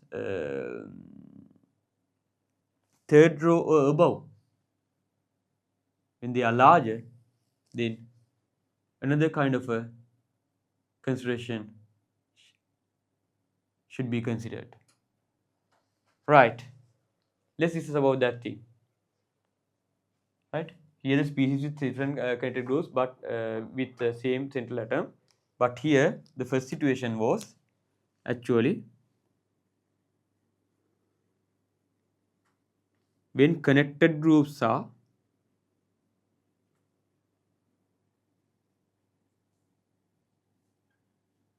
small, means N equals 1 and 2, first row, second row elements. Right? Let's consider the second instance where they are large. See.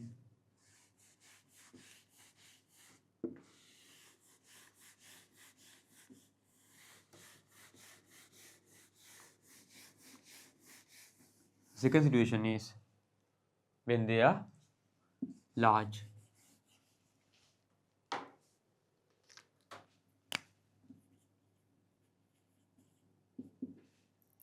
Means normally when they are with the third row or above.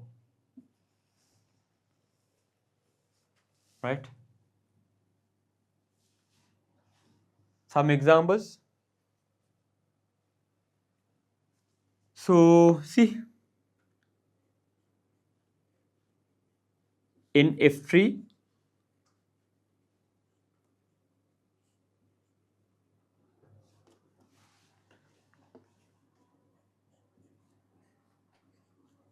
in Cl3, so these are small one, right? Very small guys. In Cl3 bit large.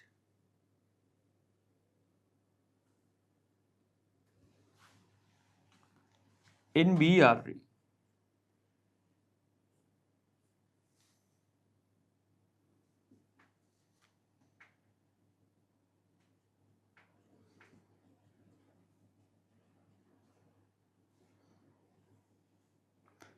In Br3 is very much large. Yeah?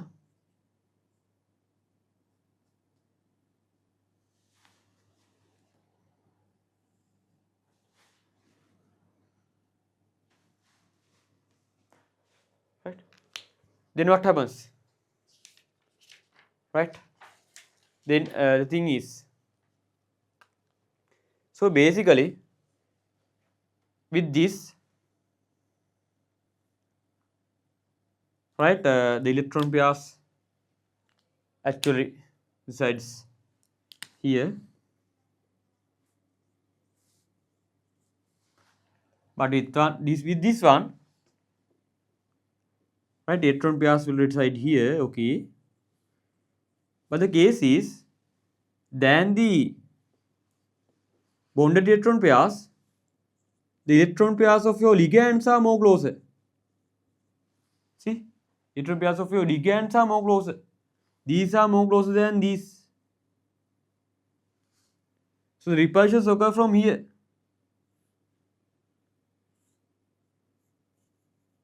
Repulsions occur from here.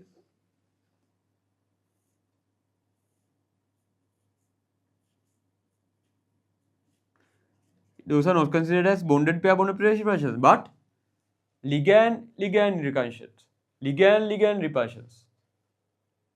But here the bonded pairs.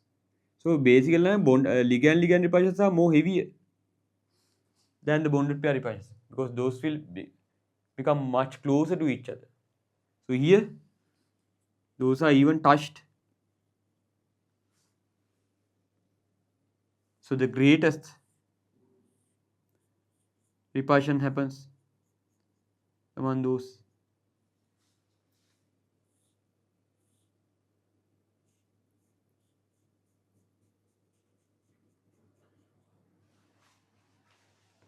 See, right? So here, than the bonded pair repulsions, you have to consider the ligand repulsions. That is more predominant here compared to bonded pair repulsions, right? So that is the hardest question they can ask. The ligand repulsions. So size of ligand matters, not the affinity. So size of ligands is actually chlorine is greater than and the bromine is more greater, right? So what matters here is ligand repulsions.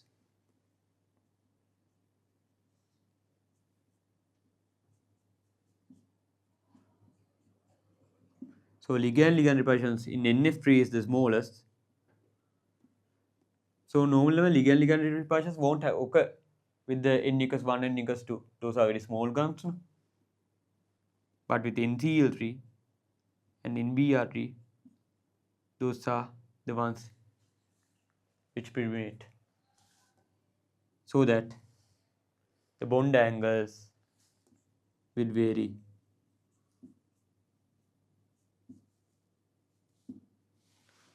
Like this.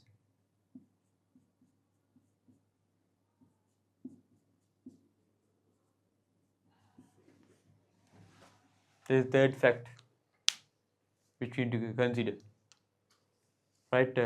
When deciding bond angles of species with same shape, the ligand repulsions. Always the ligand repulsions are,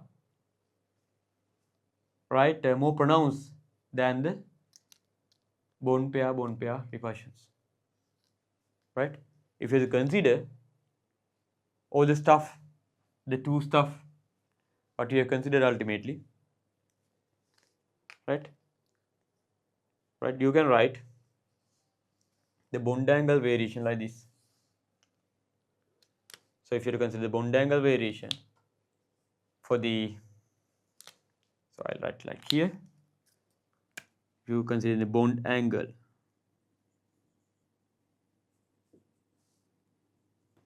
variation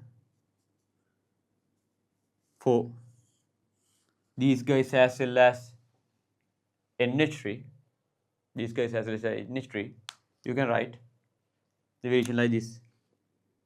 So NH3 is with a greater bond angle than the NH3 due to the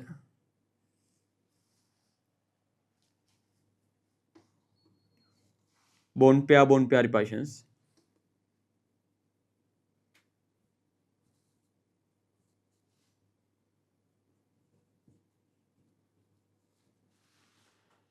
But than those,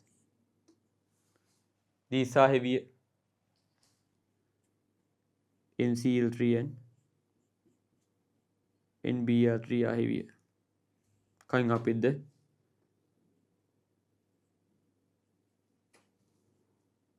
ligand repulsions.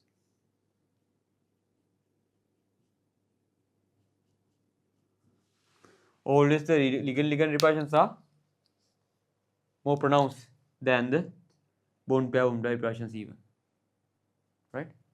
That is what you should know ultimately.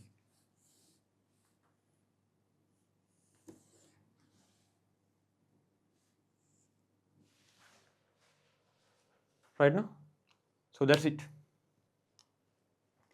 So with this section, right, we'll wind up for today. So do the homework, right? Do the questions, right? We have discussed only 4 questions there. So do the homework and send to me, right? If you need to correct them, right? And go to the video again, right? And clearly grab these ideas, right? So and complete the notes as well. So with the next day, we'll start the lesson with the polarity of molecules. That is also a very important section, and basically these concepts, the concepts on shapes, right, also used in deciding the polarity of molecules, right? So we'll discuss that section next day. So for today, that's all, right? Good night then. See you next week.